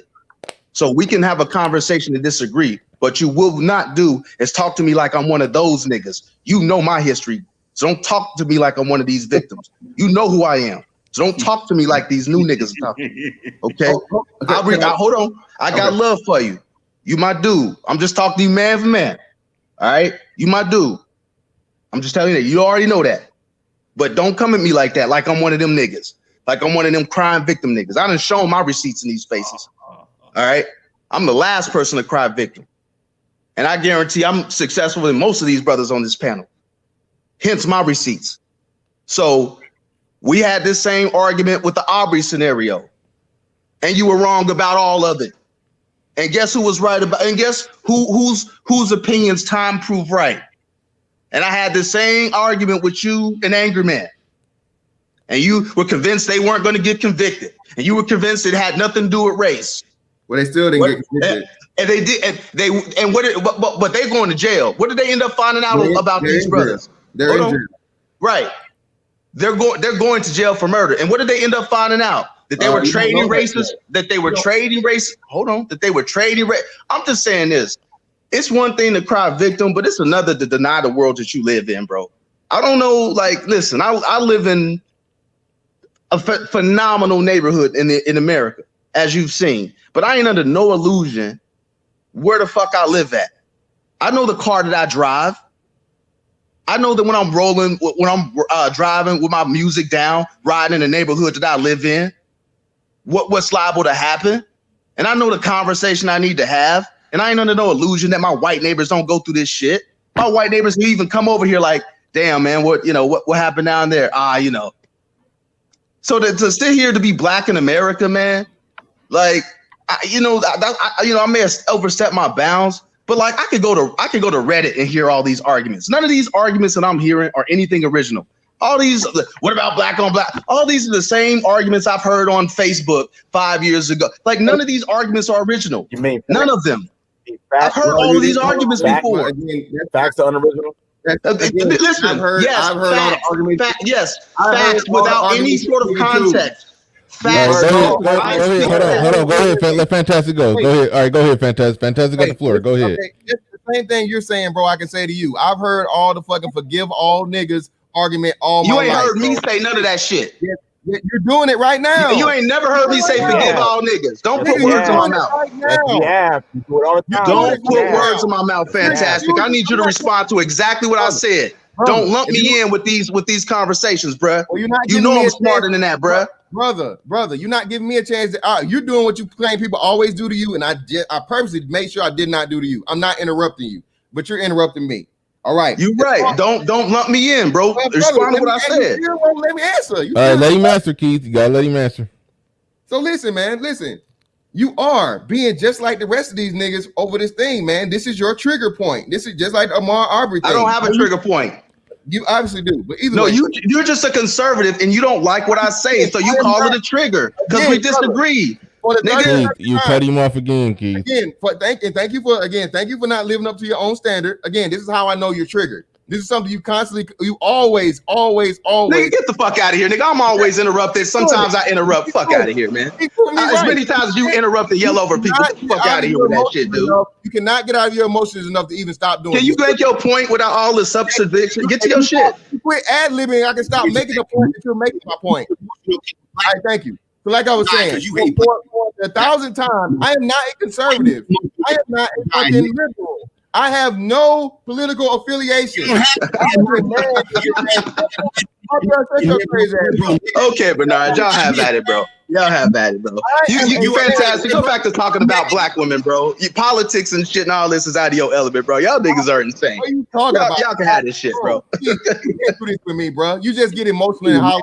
You're not built for this. All right, RBR. Hold on for a second, RBR. Now, Fantastic. Whatever point you was trying to make. Listen, bro. I can talk about sports. I can talk about fucking politics. I can talk about women.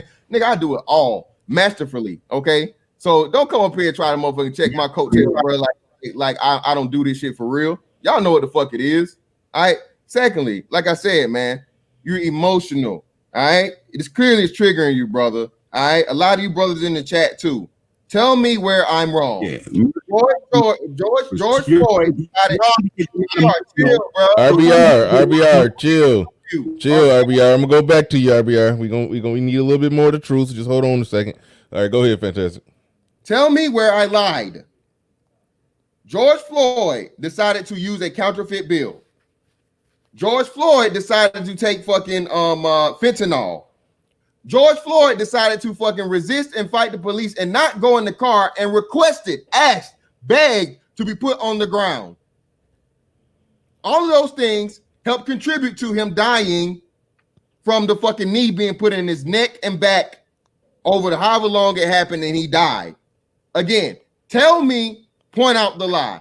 Go. I would like to speak on it. All right. You disagree with Fantastic? No. Salute to the brothers on the panel. I don't So hold on. If you was about to counter Fantastic, I was gonna skip David Monroe and let you go. But I'm gonna pass the mic to I'm passing the mic to David Monroe. So go ahead, David. You got it. I saw BGS in the building.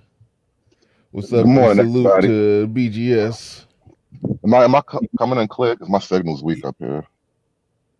Yeah, you clear. All right, now come get this quick motherfucking scrubbing up, man. It's nothing. If it's yeah. Hey, I feel BGS. I feel BGS on this one. I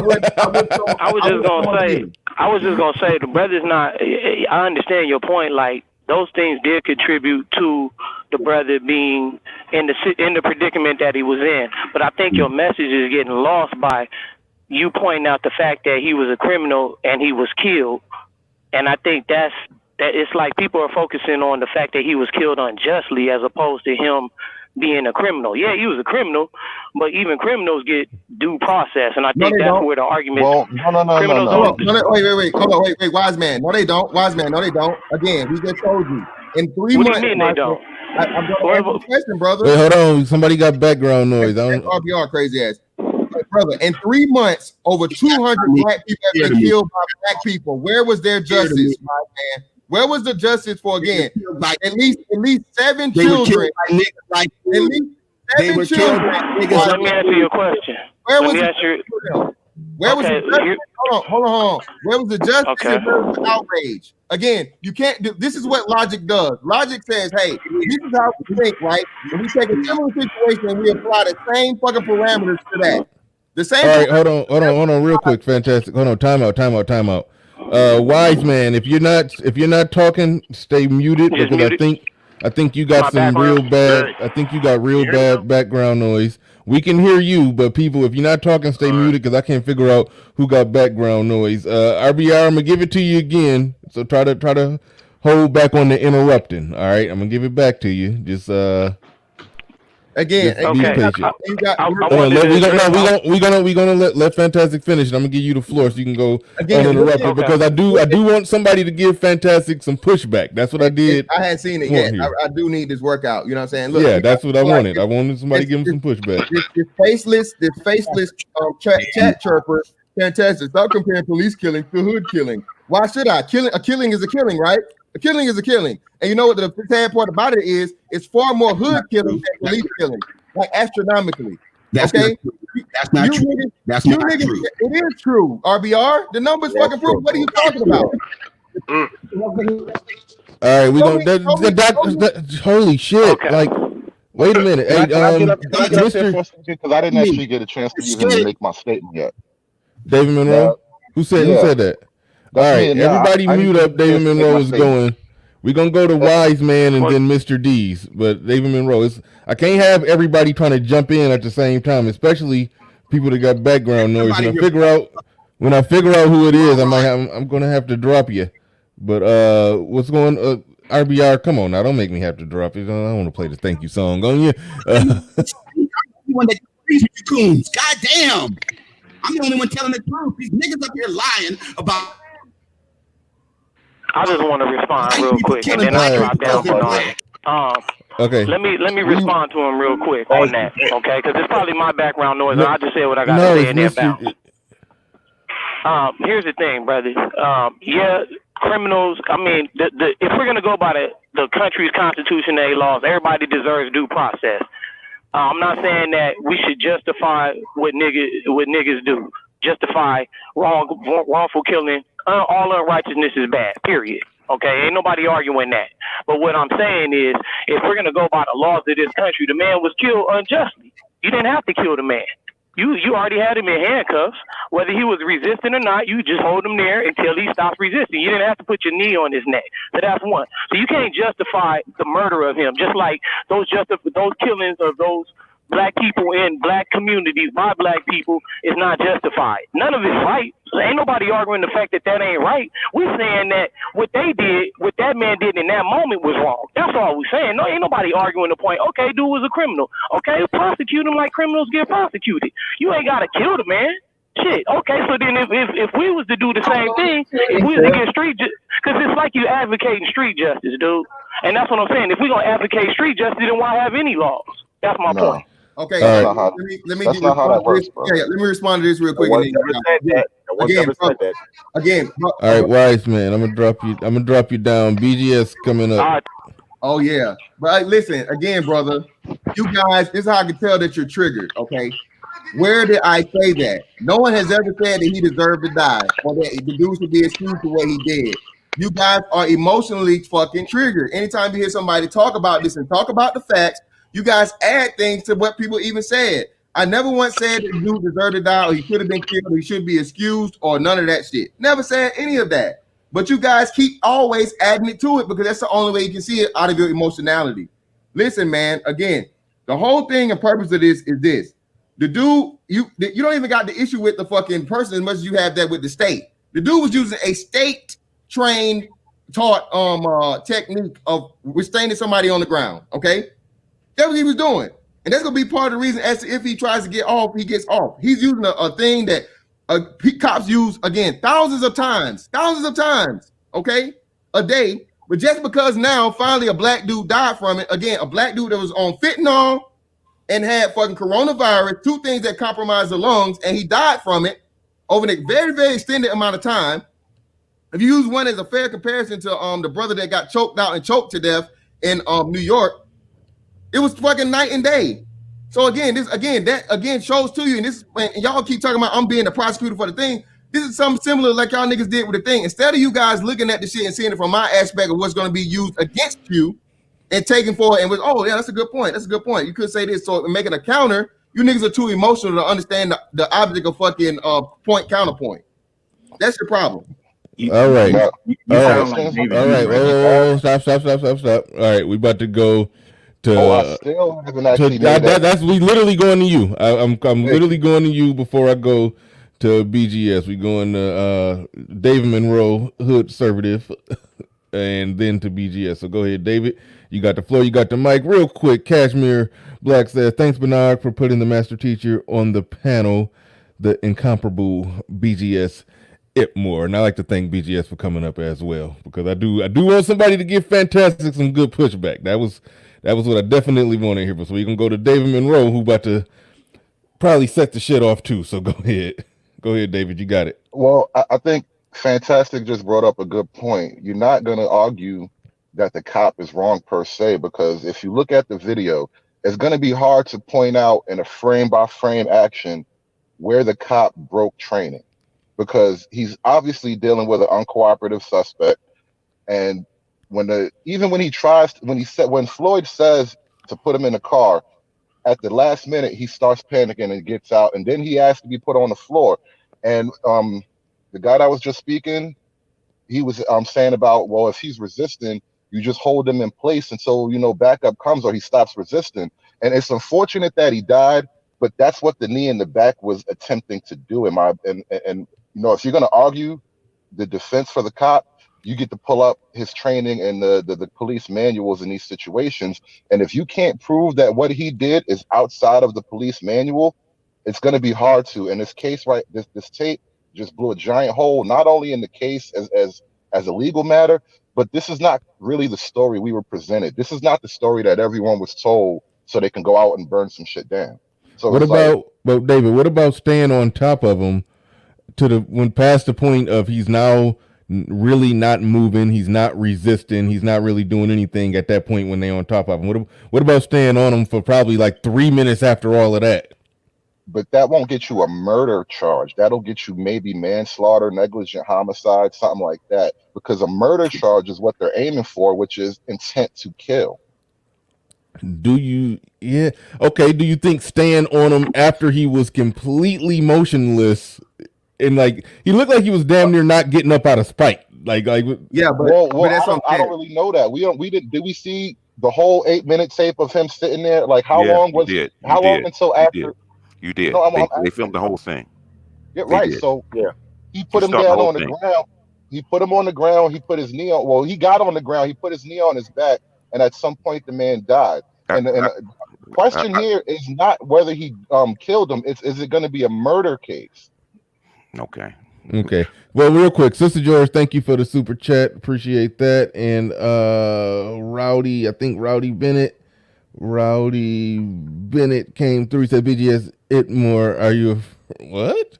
Are you afraid to start the third worldwide war? Okay, yeah. Okay, he's talking shit. Like I said, I'd say that about Einstein said. He said that he didn't know how the third world war would be fought, but you know that the fourth world war would be fought with sticks and stones. Okay, and that's still true today. But go ahead. You don't want a third world war. Oh yeah, got you. Go ahead, BGS. You got it. I cut off David Monroe, but I think David Monroe was more or less wrapped up. Go ahead. All right, go ahead. Wrap it up, David Monroe. I cut you off. I wanted to ask you a specific question. Glad we got a little peace right now. All right, got a little peace, a little normal conversation. All right. So go ahead, David Monroe. That's really the crux of it right there. Did what we see add to everything that we know? Is it going to prove a murder case? Because that's what's at stake right now, is it not? Yeah. The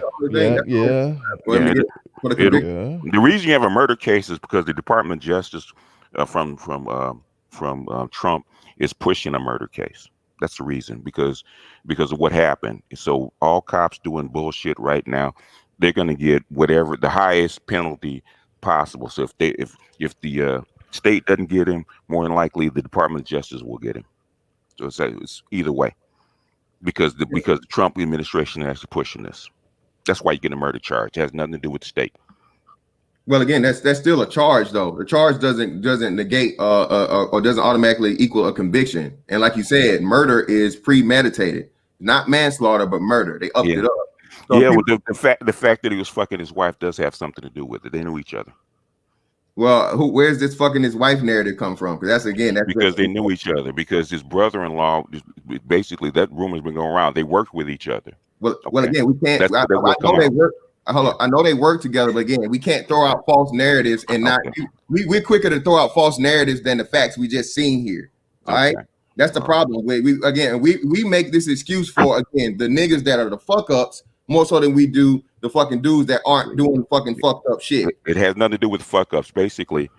And that's the first thing I asked. I asked a couple of cops about this, and basically I said, is it in your training that you're supposed to put your knee on somebody's neck? And the first thing they say, yeah, if you want to kill them. Well, of course, that's a loaded question, BJ. Stop it, man. Again, so hold on. It's not a loaded question. Okay, well, so hold on. Does that sound like a loaded question? Yes, it is. All I said is it's in your training to put your knee on a suspect's neck. Were you specific to say the back of the neck? No, I said anybody's, your neck, period. Because basically, they, I had about 4 or 5 cops explain to me that really you're not supposed to put any kind of pressure on somebody's spine because you can have permanent injuries, right? Well, is it the spine or the neck, BGS? I understand. I said words are important. I said spine. It's not your neck part of your spine, sir. I'm just asking. Yeah, your neck is fucking the top fucking part of your spine, but it's in other words, okay. Your neck is not all spine, sir. All right, neck is not all spine. Wait a minute, sir, please. Oh, my bad. Your spine is not all neck. My bad. I said it wrong. Your spine is not all neck. The neck is a part of the spine, not the fucking spine. I didn't say that your neck, that your spine was all neck. They told me that basically putting pressure on, especially your knee on somebody's spine, period, could cause permanent injury. That's what I said. So basically, if you could actually cripple somebody and paralyze them by damaging their spine, is that not true, sir? No, it's not. No, it's not. Okay. Last time I heard, if you sever somebody's spine, you can paralyze people. So and again, so this is what I'm. Okay. Hold on. Let me answer the question. See what I mean, Bernard? Can I answer the question? Can I ask the question, man? Can I ask the question? So again, I'm going to ask you again. Mm-hmm. This is a nationally trained technique, okay, that is used on the daily. That before this situation, we've seen police use and employ. Correct? Do you agree? I know what I'm saying is, what does it have to do with paralyzing? Everything. No, hold on. Let me finish the question. Well, right? damn, I didn't get to finish my question. you asked. Well, basically, I said, what does it have to do? What the technique has to do with anything about somebody being paralyzed if you damage their spine? What does that have Was to he do with it? paralyzed? I just okay, man. All right, man. All right, I know, man. hold on. I know, man. Let me say Okay, this. Man, all right, man. Hold on. All right, man. Wait. Okay, Let me, all right, again, man. Look. you're making my point by making the accusation of the claim. Even though the man died, wait. Even though the man died, nothing was severed. And again, he had a grown ass man on his back for over 8 minutes. Well, repeat what I said. All right, this is what I think BGS was saying. He was saying that they're not supposed to Don't help put. his ass out. No. Let me just. Let him say it. Okay, all right. Well, okay. BGS, repeat it then. In other words, repeat it. I asked the question. It's an open question, and this is what was told to me. The reason that you do not put pressure on somebody's spine is because that's where all the nerves go through, right? If you damage the spine, then you could cripple the person. If you damage it enough, you could actually paralyze the person because that's where your nerves run through, to your legs, to your lower extremities, right? Right? Yeah, everybody agree with that one. And how many times does it occur where someone's spine is severed or they receive fucking spinal damage from someone putting it in? It doesn't matter, man. It doesn't matter. The possibility. It does matter. Okay, all right, man. It does matter. And again, you can't tell me about this shit because this is a technique they also teach you in the military. So that's how I know you. So in other words, how long are you supposed to keep your pressure on somebody's spine? Until the person is fucking restrained, until they stop. Until they stop fucking moving around, you get the fucking cuffs, you get them secured. Until then, if you want to keep moving around, motherfucker, you are doing it to yourself. Is that the training for all police departments? I don't know. Is it? In fact, in Minnesota, that technique, in fact, that's how come you have the other three guys on trial, because those guys are actually quoting him the exact manual that he was supposed to go by, and he didn't do it. That's why they're on trial. Whoa, hold on. I must have missed that part. You saying they were telling him? Yes. Do we need to turn him over because he's not breathing? And according to our training, you're not supposed to have the guy in that position for more than 2 minutes. Oh. In what position? In the position they had him where you were actually on his back, especially on his neck, more than 2 minutes. You're supposed to turn him over. And they said, don't you think it's about time for us to turn him over? He said, no, he's good. That's how come they're on trial instead of just him. That's like, and he was the senior officer. He's a training officer. Okay, this is coming from the other three guys. Is from their attorney why they should not be on trial, because they're saying that according to the Minnesota DA, they were supposed to turn the guy over. They didn't follow procedure, and what they're saying is that it's not their fault because their training officer, which is the guy that was there for 18 years, that came on the scene afterward. And they were actually quoting him, hey, man, according to trial training, you're supposed to turn this guy over after 2 minutes. And he was saying, no, he's good. I think we can hold him down a little bit more. That's what they were saying. If you look at not just his testimony, but the other guy's testimony, because they're on trial too. Yeah. Okay. Yeah, but that's also like they received bail and he didn't. They received bail and he didn't. Why is that? Because he was the guy that had his knee on the guy's neck. That's why. And he was a senior officer like that too. Like I said, he was a senior person on the scene, leading the situation. So in other words, if the rookies that are there following his training, and they're saying this stuff to get their ass off the line because they didn't follow procedure. Okay, that's when you start to know that what he was doing. He's a training officer. He already knew. Okay, he already knew. So he's the one responsible. I'm not saying the guy should be up for murder or anything else like that, because I know why they're up for murder. It's because all the Congress and all the in the Department of Justice is actually pushing for murder. He said manslaughter is not good enough. Okay, so it's not even the state pushing for it. All right, real quick. Tampa Supreme, thank you for the super chat. Appreciate that. Yeah, I was about to tune out too because it was getting too wild with RB hour up here, and niggas got background noise and shit. Roscoe, thank you for that. He said George Floyd passed out from heart failure. He said the police could have handled it a little better. Ultimately, George Floyd was his own worst enemy. Mm-hmm. That's the part I agree with. It was a series of events that led to the situation where they got right to the point where BGS was explaining that, hey, they shouldn't have been on him for that damn long, especially when he had started moving. And I didn't know that. So I didn't know that the other two cops was saying, "Hey, we should roll him over." Over 3 cops. There's 4 cops on him. But the Asian cop wasn't saying roll him over. He was over there. The Asian cop, was his brother-in-law, was actually trying to keep the whole crowd away. He's the one that had his hand on his gun, keeping the crowd away. He's the one that actually watched. But there's 3 other cops that were actually on his body. They're actually up for trial. You can just go look up. Dudes outside. Yeah, it was shaven. Hispanic or light skinned looking dude. Something mixed. Yeah, it was shaven, and then 2 other cops that was on his body. No, three. It was 4 total on his body. Well, I didn't. Okay. 4 total on his body. Okay. Goddamn. So hold on. BGS said something interesting. I'm curious. He agreed with his comment. I heard him say, yeah. What? So you agree with that? That he helped contribute to his own demise? Did he help? No, I said that there was 4 cops on his body. Okay. No, but I'm saying when he read the super chat, you said, yeah. As in, and I said, in other words, that's typical.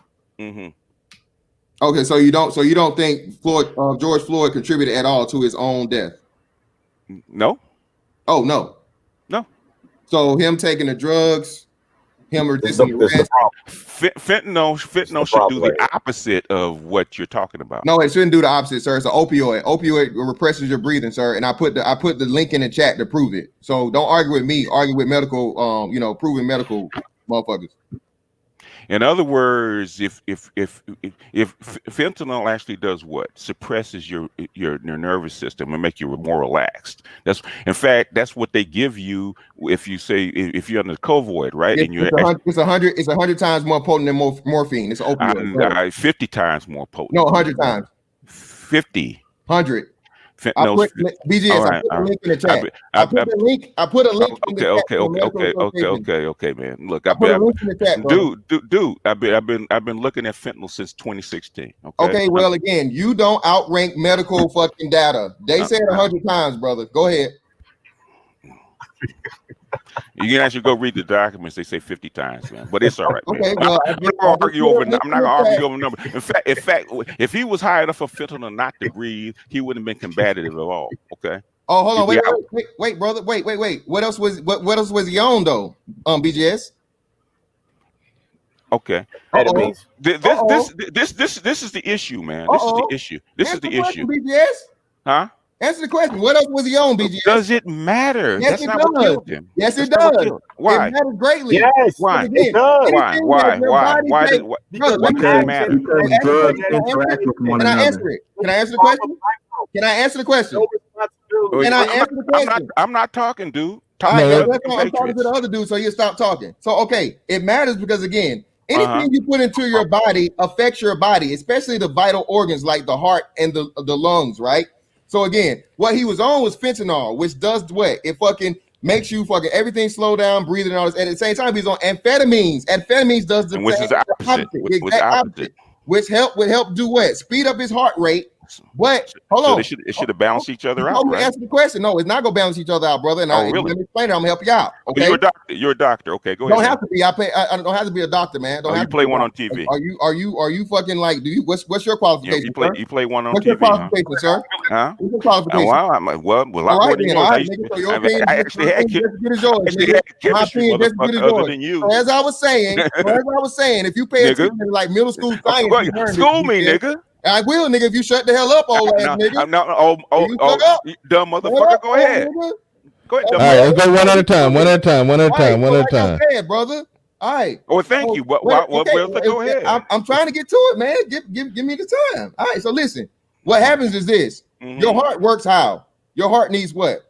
Your heart needs fucking blood and what? Oxygen, sir. Blood and oxygen. So if your heart is pumping faster, but your breathing is compromised and you can't get as much oxygen, you have a serious compromise. You have 2 things that are fighting itself. Vital organs that your body cannot literally work without. The most important organ in the brain is what, brother BGS? Oh, let me help you out. Help me out, man. Every time I talk, you cut me off. I'll answer it for you. I'll answer it for you, brother. It's the brain. It's the brain, okay? It's the brain. So anytime you have something compromised at the same exact time, your heart and your lungs, your brain is going fucking haywire trying to figure out what the fuck is going on here. I have to regulate shit and get this shit balanced, but it cannot because it has fucking foreign chemicals in it that's making it operate without outside of normal parameters. So it's very important if when he's taking fentanyl and fucking amphetamine at the same time, you're literally fucking compromising your system and preventing it from operating under normal fucking procedures. Okay, Even I'm almost done. You almost done. Where's You your almost study? done. Let him wrap it up. You Make told me sure. to explain it to you, brother. I'm doing this masterfully. Okay. All right? Okay. Masterfully. Masterfully. So again, so like I said, go ahead, man. The dude can't breathe, right? He said this before he's even put down on the ground. We seen it. We went over the footage. His breathing is already compromised. He's having a difficult time getting oxygen to his body. His heart is beating fucking 1,000 miles per minute because fucking he's on the amphetamines and he's fucking resisting arrest and raising his fucking blood pressure and all this shit, whatever. So now you had to fucking sit where you get him down on the ground and you try to fucking get back to a normal state of fucking breathing and fucking heart rate. But he can't because why? His breathing compromised. You got 4 people. He got 4 people on his back and 1 guy on his neck. Okay, and again, there's been BGS. Is this the first case where there was 4 people on one person and they died? It's not the first case, no. All right, then. Thank you. Does it happen? That's why they don't do it, sir. Do we see it every day on the news? Do we see it every day on the news where people fucking use a technique that is broadly used nationally, dying from putting a fucking knee on their back, their neck, or whatever the fuck? No, we don't. Again, we do. Yes, we do. We do see it all the time. Yes, we do. Okay, it happens all the time. Name the other person then, BJS. Name the other person. It happens all the time. That's how they don't use it, man. They don't use it. In fact, who's that? I mean, I can look it up, but the thing is, offhand, no. Oh, of course not, right? Well, and why not? Let me help you out, BJS. Let me help you out. You don't know because you don't care because you only reason niggas care is because a white man did it. That's the only reason niggas even fake care. It's a cop. A cop did it. A cop did it. It has nothing to do with caring. A white cop. It could have been a black cop or a Mexican cop. No, it could not have. It could have not. It could have not have. It would have been a black cop. It wouldn't have been. Y'all wouldn't have cared if it was a black cop. Black Lives Matter would have never cared. It wouldn't have been national news. Black Lives Matter would have never touched it if it was a black cop. Would have never touched it. You know it. Yes, it would have. No, they wouldn't. Yes, they would have. Tammy, so again, they had. Hold on, one at a time. Okay. Go ahead, BGS. Okay, they had a fit in Baltimore. In Baltimore, they had a fit because a lady was actually attacking another officer, and a black officer punched her. They had a fit. Okay, and he was actually justified for doing it. I heard nothing of this. I heard nothing of this. It was not national news. It was national news. Stop it. It was. That's not true. That's not true. I mean, not national. I heard nothing about it. George Floyd was all over the news for several weeks. Worldwide. I'm sorry. Like when these things happen, I'm in Los Angeles. Okay. You guys. All right. Hold on. All right, I'm in Los Angeles. I would not have heard of it if it was not national news, sir. I'm not in Baltimore. In Los Angeles. I'm in North Carolina. I heard. Wait, real quick. Come on, BJS. Don't act like you ain't got the Baltimore plug, man. Shout out to Officer Faulkner. No, I didn't hear from him. Nigga. Stop it. Dude, we asked him afterwards. Okay, we asked him afterwards, not before. Well, I'm a lot closer to Baltimore than you are, sir. I think someone was on the lines at like 5 hours away, and I never heard of it. Never heard of it. It was, and what I'm saying is national. What you might not have ever heard of it because you didn't pay attention to it. But the thing is that. Well, BJS, can we do this? Hold up, BJS. Can I please? Yeah. Okay. All right. Thought, man. Yeah, we gotta let him talk. We gotta let him talk. We gotta let him talk all the way until he's done, till he take a breath, and then 3 seconds go by. Then I'm gonna pass it to somebody else. That's about to happen. Go ahead, BGS. I just want to, because I know this is going to be contentious. Which is why I didn't want to come up. Right. I just want to say, you know what? The Dark Knight said. Batman said in the Dark Knight. It said, if you live long enough or around long enough, you become the villain. If you live long enough, you're around long enough, you actually start to hear the oppressor's voice, the oppressor's voice coming out of a black face. Right. And basically, 30 years ago, I would not have believed it because as a conscious community, black people would never do this because we know the history of the United States. We know the history of how we're treated here as far as cops is concerned. You see a man get murdered in broad daylight, man, with his knee on his neck and actually have his hands in his pocket looking into the camera as he's doing it. And basically it's not something that you have to kind of guess about, man. They filmed the whole goddamn thing. And you have white people actually much more upset than black people. I said, if you live long enough, then you become the villain. And I think that's what's happening, man. And basically, you know what? It's time for me to actually pack up my little black card and just go, man, because it doesn't matter no more. Doesn't matter anymore. But and that's all I wanted to say, man. Bernard, can I say something, please? Yeah, Bernard, can I say something really quick, please? I got to say thanks for coming up, BGS. Thanks for coming up. Real quick, hold on. Time out. All right. Kildu said if he didn't cross paths with the police, he would. Hold on. He said if he didn't cross paths with the police, would he have died that day? The knee contributed. Yeah, it definitely contributed. No ifs, ands, or buts about that. I don't think Fantastic is denying that when the knee contributed. Caesar D1 says black cops killed Freddie Gray. Black Lives Matter was involved. Interesting.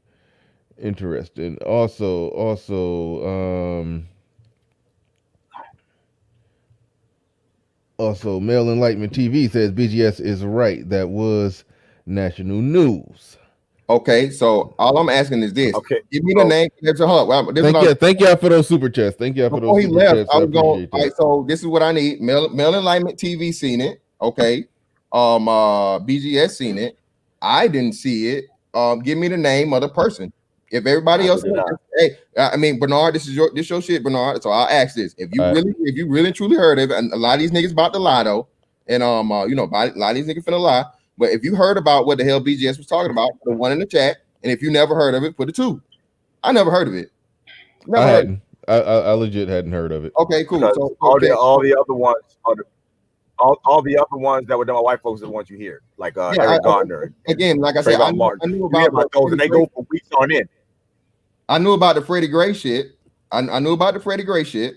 But as far as like whatever the hell he's talking about, I never even heard of it. Okay, and then as far as Black Lives Matter went and Freddie Gray, that was like one of the most short-lived ones of all time, because you know what happened? It really fucked over the whole city, because that city was black top to bottom, everything from the mayor to the police chief to the officers in the police. So again, man, yeah, I mean, what are we saying here? And hopefully, like I said, BGS ain't going nowhere, man. He giving this little fake retirement. Shout out to motherfucking Bill Russell. Nigga, you ain't going nowhere. You'll be right back arguing. Ain't shit, must respect the fucking BGS. But again, brother, you didn't count none of my points. And as far as you said with the white people hearing this, man, here again, this is the problem we have. And again, BGS has a very much needed opinion, because he actually linked to the pre-integration and shit, right? That's why we need old niggas around to give us actual racism. BGS experience real racism. What happens is when you get so far removed from that, motherfuckers think that the little shit going over on the internet is racism when it's not. The most important thing to get out of this is, bro, these white folks don't give a fuck. These white folks do not care. And I promise you this one. I promise you. I bet you everything I own and you own too. If there's a line drawn in the sand that tell these white folks, look, okay, this Black Lives Matter and Antifa fucking sympathizing bullshit is over with. You stay your ass over there. We fucking you off too. You know what you gonna see them white folks say? Well, Tyrone, it's been well. Shaniqua, it was cool doing those marches, but I'll see you. Bye. I'm out. These white folks don't care, man. And the fact of the matter that we have people get up here and say that, to further excuse nigga shit, man. Again, should the man have died for the 375,087th time? No, he should not have died. He should not have been fucking killed. But again, had he been moving with the purpose in the right fucking way, he would not have even had the position or the chance to be in that to get killed. Point blank, period. Why are we making excuses for this shit? All right. Real quick, Unreasonable Man, thank you for the super chat. It says BGS, it more. We need those series of videos about the myth of the white hood spirit pronto. Indigenous TV. Indigenous TV says FBG Duck was killed in broad daylight. So were dozens of black kids in Chicago on the 4th of July. Thank you for your super chat. I appreciate that. And I think that's it on the super chat. Now, Mr. D's, you've been very patient. I do want to hear what Lil Big Nate got on this one. So Mr. D's, you've been very patient. You've been very patient sitting there. So I'm gonna pass the mic to you and see what you got on this one. Go ahead, you got the floor. Hopefully uninterrupted, and then we're gonna go to Little Big Nate. Go ahead. And still nothing. I heard him earlier. He was working. Yeah, he was talking earlier because I know he had some mic issues, and then he did a mic check and his mic was working, and I'm calling on him. And yeah, and again, I promise you this one, bro. I've heard hella black names, hell of them, but I've never heard Sharnisha. So I definitely would have fucking remembered that one, brother. Sharnisha gonna stick with you, okay? And I never heard of it. Never heard of it. The majority of fucking people in the chat saying they hadn't heard of it either, man. Can we just be real and be, you know what I mean? Stop. You gotta stop being emotional, people. We're never gonna get nowhere because if y'all are basically brokering everything and putting all the bets on white folks caring, okay, about what the hell niggas got going on. White folks caring is never gonna matter if niggas don't care first, okay? When these white folks pull the fuck away, they pull back and they stop giving all this fake caring, this fake love, this fake concern, and you left with a whole bunch of niggas that never gave a fuck in the first place, that's when the fucking problems is gonna only get worse. They're doing any and everything they can possibly fucking do, man, again, to isolate niggas.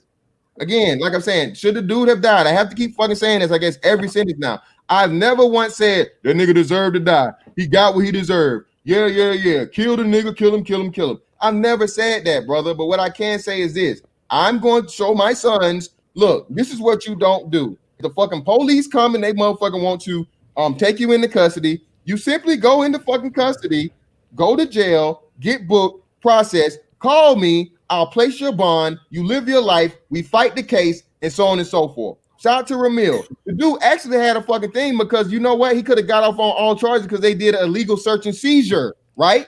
Fourth Amendment fucking violation when they went into his pockets without fucking any consent or whatever, or search warrant. So again, see, you niggas are so emotional as to where you see just me being the white man and the coon and the this and the that. But again, I know how to motherfucking make points, counterpoint.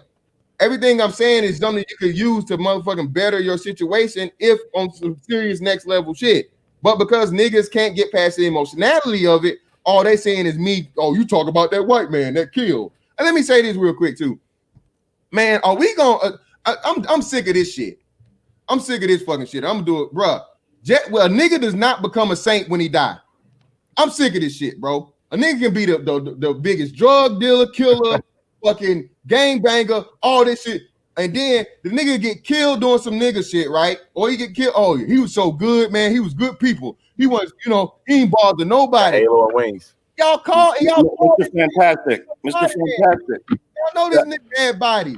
So we automatically deify motherfuckers because they die. Everybody gonna die eventually. And then the niggas that actually live good lives, you know what I mean? The quote on motherfuckers y'all would call lame, the straight narrow motherfuckers that did their whole life, did the right thing, family, children, fathers, husbands, businessmen, all this other shit. Niggas don't even get no fucking recognition, bruh. Mr. Fantastic. Niggas, sick of this shit. All right, go ahead. Little Big Nate, you got the floor uninterrupted. You got to take your time. You got it. Mr. Fantastic, he didn't deserve the folded flag? Are you serious? Wow, bro. Don't even get me started on that little bit. Mr. Fantastic. Fucking folded fucking flag, bro. Damn it, Mr. Fantastic. He deserved that folded flag, sir. I would like Mr. Fantastic to speak to that. Shout out to Little Big Nate, man. Yeah, so again, man, a man that again had the history and the total opposite of everything in military fucking service. A man that was a fucking, and again, yeah, I'm here. It is what it is. What I'm saying is facts. Okay, if where I'm lying, point out the fucking lie. A man that went to prison for fucking robbing a fucking pregnant woman at gunpoint. Okay, armed fucking robbery of a fucking pregnant female that I believe was black. Also, did time, got killed again because he didn't leave the fucking criminal aspect of his life alone. All right. On drugs, high as fuck, all this other shit, compromising his system. All right, and he dies. Unfortunately, dies. He's killed by the fucking police. Received a fucking folded flag, the same that a fallen member of the fucking United States military service member would receive for being killed in battle for defending this fucking country. You have to fucking abide by two sets of fucking rules: the fucking normal fucking regular constitution and the UCMJ. Two fucking rules, bro. Was given a fucking flag on behalf of fucking the country. Man, get the fuck out of here with that bullshit, man. And this is what y'all niggas are slowly turning the black community into the laughing stock of the fucking world. Absolutely. Thank you, Mr. All Fantastic. right, real quick before you go, Little Big Nate. Before you go, Little Big Nate. Before you, damn. Mel Enlightenment TV said he posted the link in the chat. You can post that again. I missed it when it scrolled up. So if anybody want to check that out, they can definitely go check that out. Also, Zachy came through. He says Mr. Fantastic is speaking facts. He didn't deserve to die, but he was on some BS. Keep it 100. Look at GF record. Also, let's see. Crimson Cure, shout out to her, says complying does not prevent a black man's death by police. See Philando Castile. He was killed, but what was he doing to bring that on himself? Thank you for the super chat. Appreciate that. Rare case. And again, probability versus possibility. Again, very, very unfortunate. Shout out to this Crimson Cure. Again, Philando Castile was a very fucked up case. He was complying, and some dude fucking did what the fuck he did. But again, man, like I said, we can't use the exception as the rule. We can't use the exception as the rule, man. Y'all act like this shit is happening on the daily. Again, 9 unarmed fucking people last year. Okay, 200 total. Compare that to fucking over 5,000 murders from black people to black people that outpaced everybody else, white people included, and white people outnumber us 6-1. Come on, man, stop it. We got to stop excusing shit. Jalen Roddy came through with a super chat. He says some elders just can't break apart. I'm gonna go to you next. I'm gonna let you respond to that real quick. Hold on. He said some elders just can't break apart from their love-hate relationship with the Big Daddy. Everything is their fault, and blaming them is the key to freedom. Thank you for the super chat, Jalen Roddy. And Melody came through the super sticker. Appreciate that. Also, yeah, hold on real quick. I'm gonna go to you. Dang, I keep saying I'm gonna go to you. God damn it. Cause I want to get a little Big Nate on here, but I know you've been trying to jump in for a while, Styles. So let the brother go. Let the brother All right, yeah. So big discussion. 76 Science and Technology says good topic. Bernard Melody came through with another one. Thank you very much for that. Appreciate that. And Mel Enlightenment TV dropped that again. Yeah, with the Philando thing, that was definitely one of the fucked up ones.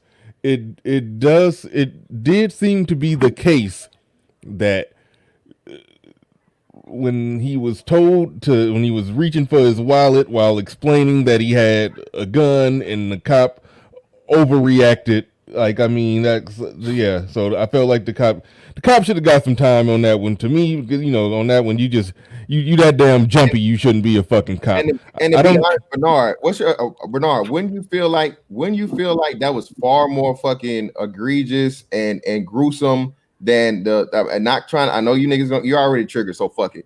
Then fucking seeing this man take 8 minutes to die versus a man get shot in front of his old lady and his child. Or I think like his stepchild or whatever it was. This man was fucking now on camera. Well, no, because when somebody have a spur of the moment emotional reaction and do that, I can forgive that more than somebody calm, cool, collected, hands in his pocket on the back of somebody's neck. No, I'm not talking about the concept, brother. I'm talking about the optics. I'm talking about the optics of a man being shot down like several times, bullets like in his fucking car seat on camera. That's far fucking shocking to the fucking system, man. From seeing somebody get murdered, like, you know what I'm saying, versus over time seeing someone fucking lose their breath. Seeing a motherfucker die from like, hey, laying on your stomach and get killed that way versus somebody getting their motherfucking ass aired out, like bullets going to their body, man. I'm pretty sure most people would agree that that's far more gruesome and you know what I'm saying, than the other way. All right. Ready? Go ahead, little Big Nate. You got the floor. All right. I was gonna say. Oh, I'm sorry. No, let the brother go. I'm sorry. Go ahead, bro. I was gonna say that this whole situation that we've been seeing for the past few years, this year included, I've learned something. Black folks don't want to take accountability for their actions. We said for the 1,000th time that George Floyd should not have died, but he made so many bad decisions. He was in prison 9 times. He robbed a pregnant woman. He just kept making bad decisions. At some point, we're going to have to come to terms with our own freedom of agency. Shout out to Obsidian. We got to come to terms with our own agency. We have the freedom to make decisions, and sometimes based on the decisions you make, it leads to bad consequences. But that day, George Floyd played a stupid game. He got a stupid prize. Did he deserve to die? Obviously, no. But why was he in that position? Matter of fact, he had 2 other black people in the car with him. They didn't die. So if the narrative is that this just racist cops out here just airing out black folks, how come they live? They live. They survived. So I'm frustrated because all I see is you say, black people need to be better. Whenever you say black people need to be better, make better decisions, do better things, there's so much resistance. It's almost like we're enabling and we're trying to protect this regressive culture that we have in the United States. I don't understand it. That's why we can't progress. Because anytime somebody says, well, we shouldn't be committing crimes at the rate we are. We shouldn't be killing each other. We shouldn't be having kids out of wedlock. You a coon. You a sellout. How dare you speak out against? I don't understand it. It's just crazy. All right, Sister George, thank you for the super chat.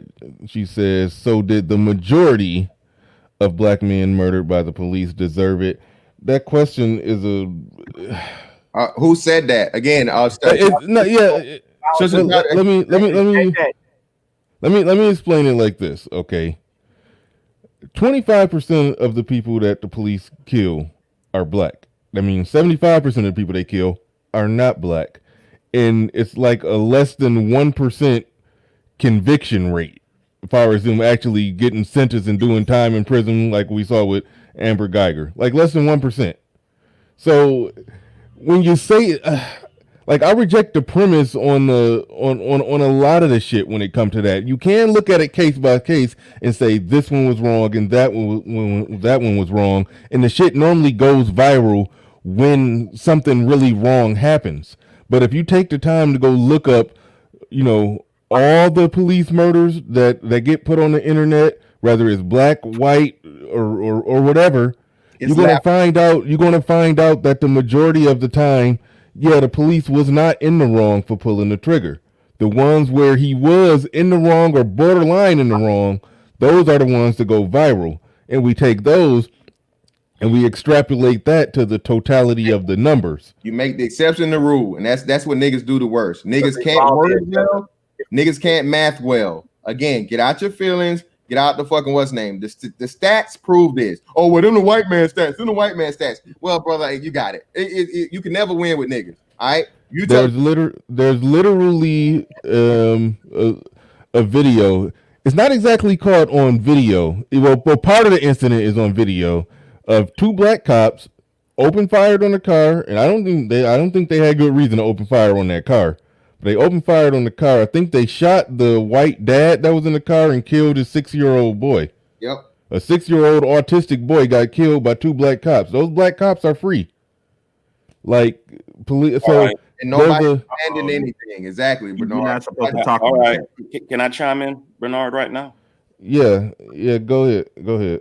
All right. Okay. I'm gonna need a few minutes, man.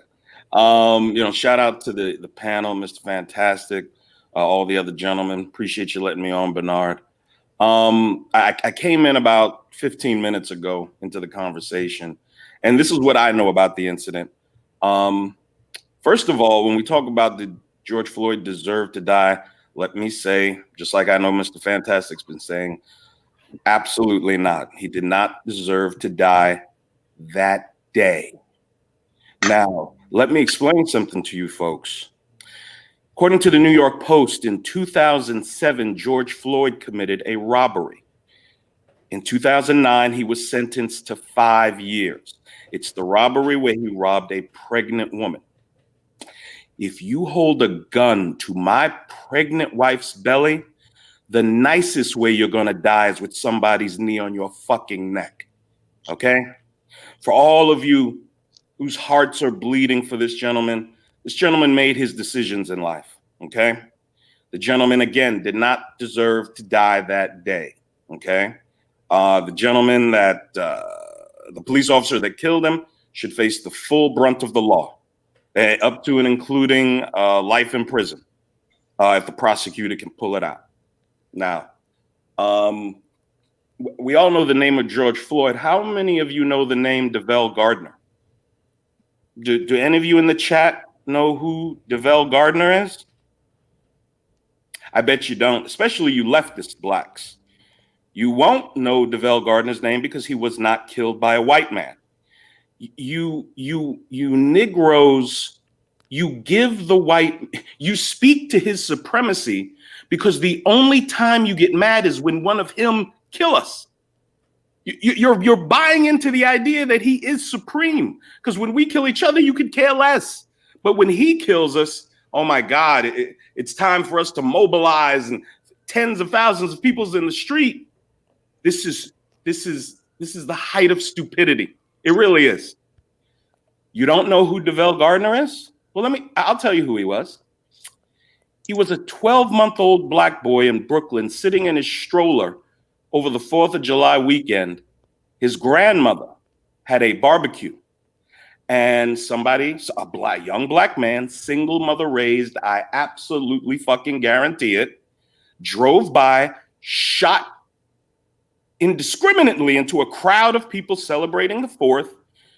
The two men who he was trying to harm were shot, I believe one in the groin, one in the leg. But poor DeVell Gardner also caught a bullet, buried at 12 months old. And you disgusting fucking Negroes don't know his name, don't know his story. And honestly, I don't think many of you care. I don't think many of you care because he wasn't killed by some white man. This shit is ridiculous, man. These conversations are ridiculous. You are so upset. Let me give you the numbers, okay? Because I just found them yesterday on a website called Statista, Statista. 2019, 235 black men were killed by police. The vast majority of those men were in the commission of a crime, and I believe more than half of them were armed. Now, for all of you bleeding heart leftist liberal swine, do you know how many white men were killed by police in 2019? Of course you don't, because those lives don't matter either. I guess white cops killing white guys doesn't matter. 235 black men, 370 white men killed by police. These racist, horrible, terrible police in America. You are fools. You are fucking fools. You don't care when we kill each other. You don't care that these women won't raise their sons to be law-abiding, productive citizens in this country. You don't care. All you care about, all BLM cares about, are the corpses of black men made by white folks. And they don't care that they're dead. They have to use the corpse as a political billy club to hit over white America's guilt-ridden selves. You are fools, okay? I have no respect for you. If you don't care when we slaughter each other, if you don't care when black women slaughter over 350,000 children every year, you are a fool. You are not worthy of a conversation. This is disgusting. This is why we don't have any respect in this country. This is why other races look at us and they laugh. You are pathetic. And I dare you to come onto this fucking platform and challenge me directly. I'm going to calm down, and I appreciate the time, bro. Hey, Bernard. Goddamn, yeah, you got next. You got next. Hey, real quick. Crimson Cure. Thanks for the super chat. She says, if we point out a black man's death by the cop was unjust, is that the same thing as upholding him as a saint? Absolutely not. But some people do uphold people like George Floyd as saints. But no, just simply pointing it out that, hey, that was wrong. That's not upholding him as a saint. Caesar D1 came through with a super chat, says, Bernard, wow, go check that story. The cops that actually killed the 6-year-old got 40 years. Did he win appeal? Because they were convicted. Hey, if I got the facts on that story wrong, I will go check that out, and I will publicly retract my statement if I got the facts on that story wrong. So thank you for dropping that information up there. Thank you very much. I appreciate that. Also, I think that covers it on the super chats, and we're going to go to Dr. Anwar Dunbar, and we got Daniel Marie who requested the link as well coming through. and Indigenous TV says they killing us. Get out of there. Get out of there.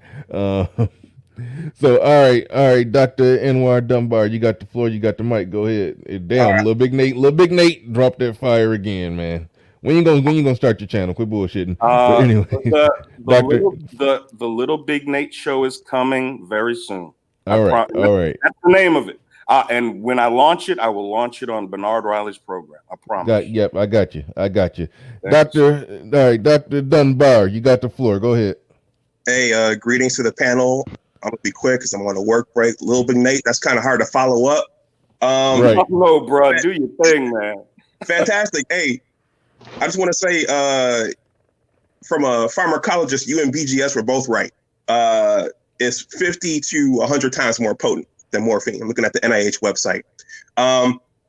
So I just want to say, any trauma to the spinal column is bad, potentially lethal. And I just wanted to say also that I think Fantastic pulled out an important part of this discussion. As Black men, we need to think about how to minimize our interactions with the police and then how to not escalate them if that happens. That's all I wanted to say. All right, thanks. And he's a doctor. He's a doctor. Shout out to Dr. Anwar Dunbar. Thanks, Fantastic. Appreciate your support. Yeah, man, not a problem. All right, Daniel Myrie, go ahead. You got the floor. You got the mic. Fire away. Hold on. Black Quizzard in the building with a super chat came through. He says, say more white people are killed by police than blacks was true. Does that change the context, blacks have with policing?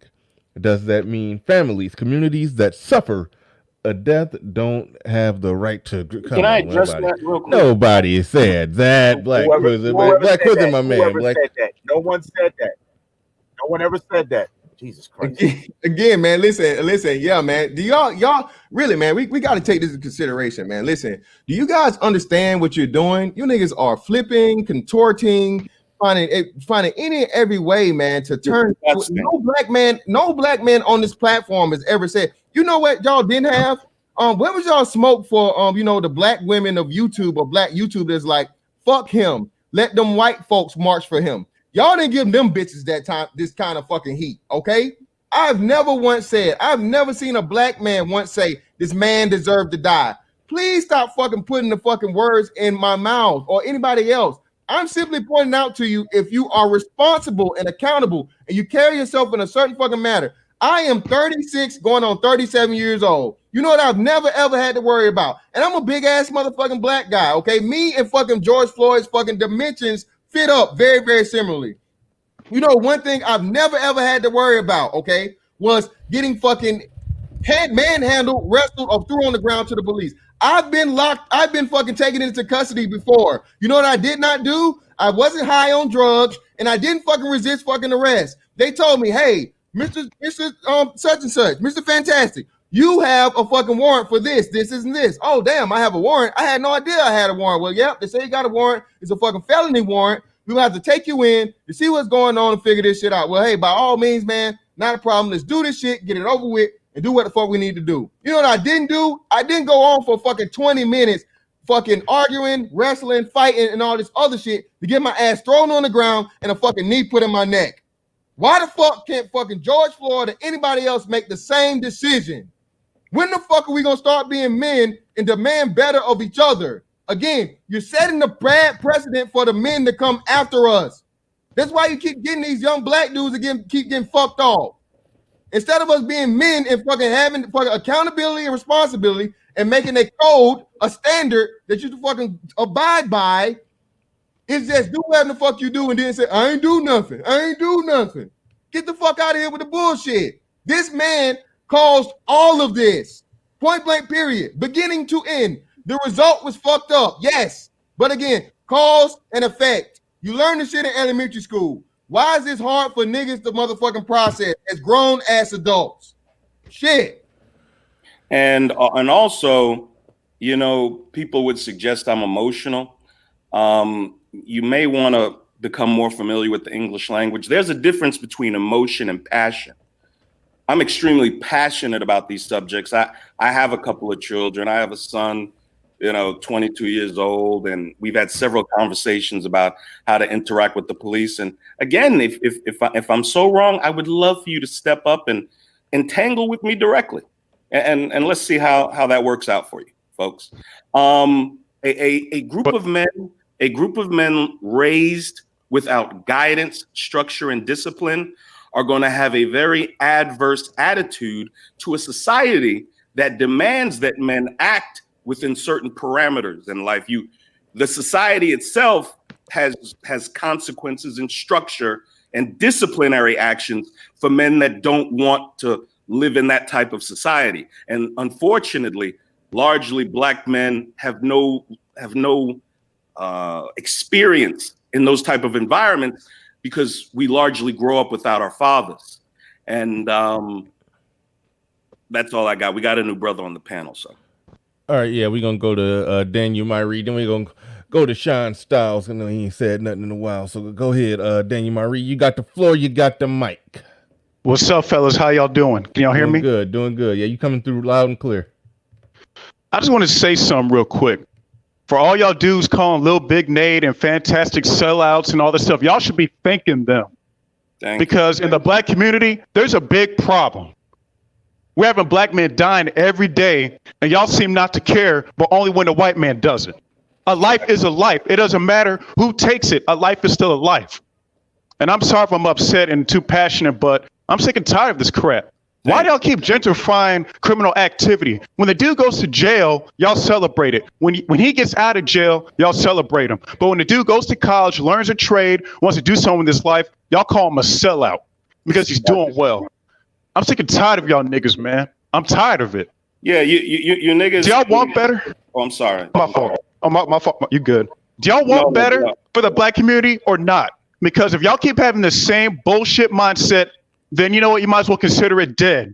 Y'all keep blaming white people for everything. Oh, white people this, white people that, blah, blah, blah, blah, blah. And how has that gotten us anywhere?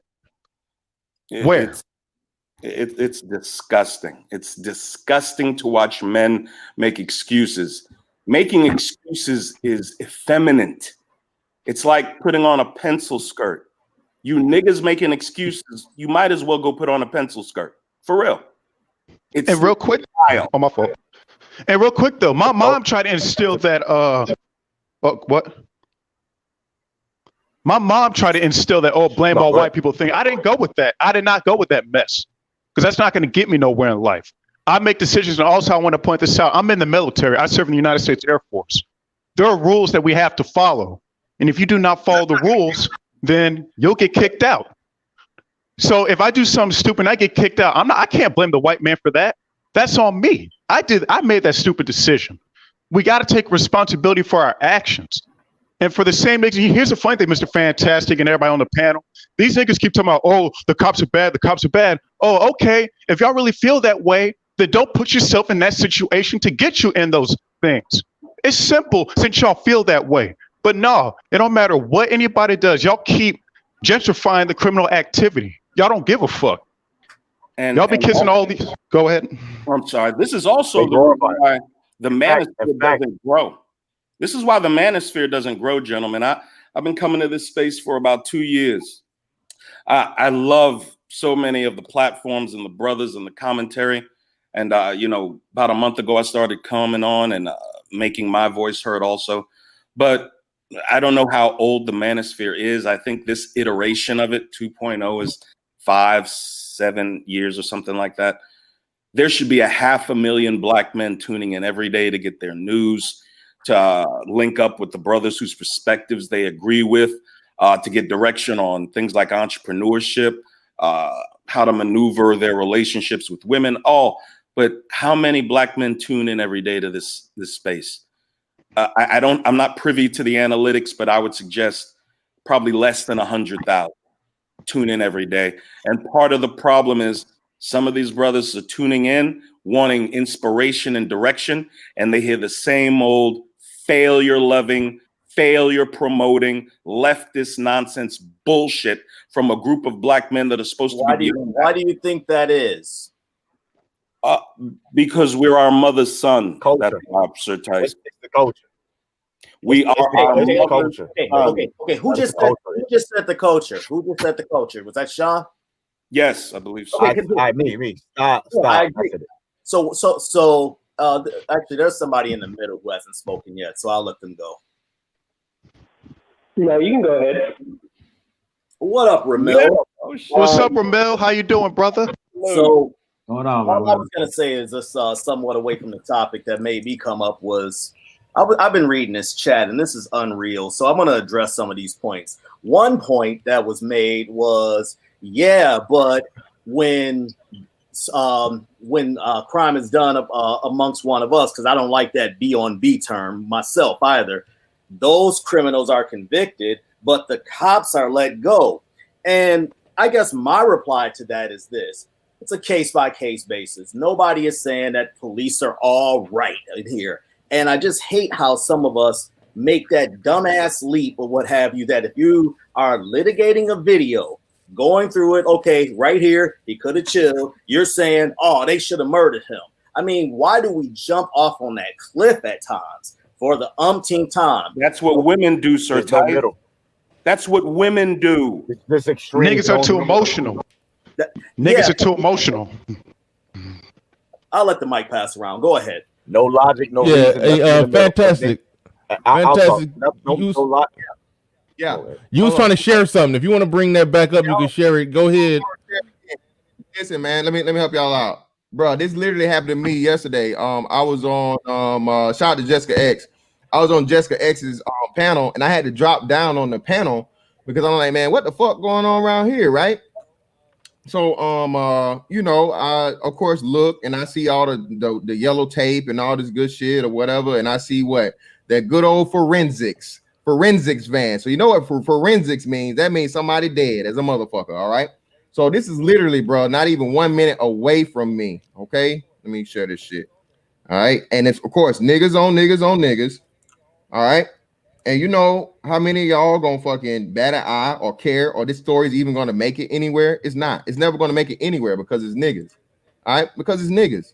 No one cares when niggas kills niggas. Okay, this is one person murdered, right? 3 other people shot.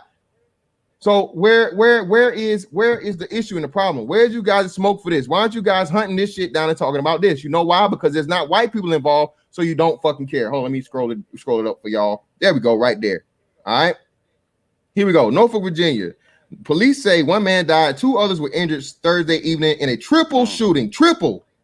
That's 3 for you niggas that don't know. Shooting happened around 4:45 p.m. at 747 West Little Creek, which is a 7-Eleven. A man was pronounced dead at the scene. 2 other men were transferred to the hospital, one with life-threatening injuries and another with injuries that aren't considered life-threatening. All right. Police say the person of interest has been detained. So again, man, listen. When the fuck are we gonna start really? I mean, what are y'all doing? Y'all fake caring, bro. Y'all only care for the shit that the white folks in the media tell you to care about. That's the problem. Y'all don't give a damn, and nobody wants y'all want to motherfucking play. It's so hard to say goodbye to yesterday after a nigga done been killed. Instead of getting the worst of the worst motherfuckers out of the neighborhood. Instead of fucking using the fucking police and everything else to motherfucking make these niggas fear y'all. Everybody want to fucking operate on a street code, man. When you ain't from the streets, nigga. Stop trying to do that. Why are we trying? I'm not trying to be no street nigga. I don't want to be a street nigga. Street niggas, for the most part, are failures. Okay, street niggas stay in the streets. Okay. All right, we're gonna go to hold on real quick a little bit, Nate. We're gonna go to Sean Styles. I kept skipping over Sean Styles, and then I gotta go. Definitely gotta go to my man Ramil down there. So let's get Sean Styles in real quick. Let me get in after Ramil, by the way. I think this is an issue of culture. Honestly, this is all deep. It's entrenched in our culture. We reject intellectualism, we reject logic, we reject reason, and so the government knows that Black people are emotional. So all they got to do is put something up there that gives emotional rise out of you. Exactly. That's how they have you voting for the Democrats. This is an issue, and we're not gonna get ahead because every time anyone, you don't even have to be a conservative. I'm a libertarian. I'm not even a conservative. I have conservative views, but I'm more libertarian, right? I'm in the middle. I'm liberal about some things and conservative about other things. But the minute you say you criticize the regressive, degenerate culture, there's so much pushback. If Black folks really want to change, why so much pushback? Whenever you say, actions have consequences, that's racist. Matter of fact, I don't know if any of y'all saw that. Y'all remember that Smithsonian Institute, black museum funded by the Smithsonian Institute, and they said things like self accountability and hard work and the ability to have logic and reason. Those were aspects of whiteness. There are people who believe this shit. They believe that they even say that white folks are better than us. So I don't understand how anybody's falling for this whole Black Lives Matter fiasco. They don't care about black people. All their money's going to the DNC. They're Marxists. They're communists. This is crazy. They don't care. And all we have to do is to favor reason and logic, and you will know that. How many people who are in Black Lives Matter don't even read the manifesto? I've read the manifesto. I know more about Black Lives Matter than people in it. Yeah. How's that possible? And yeah, hold on. On. We got to. I know you want to jump on that little big Nick. Hold on, we gotta go to Ramil real quick. Indigenous TV says, "Mommy and Daddy ain't supposed to treat us like this." White Daddy and Mommy Karen simply pacified the black children with virtue signals and fake concern. Thank you for the super chat. Virtue signaling works, Bernard. Unfortunately, that's that's the lay of the land.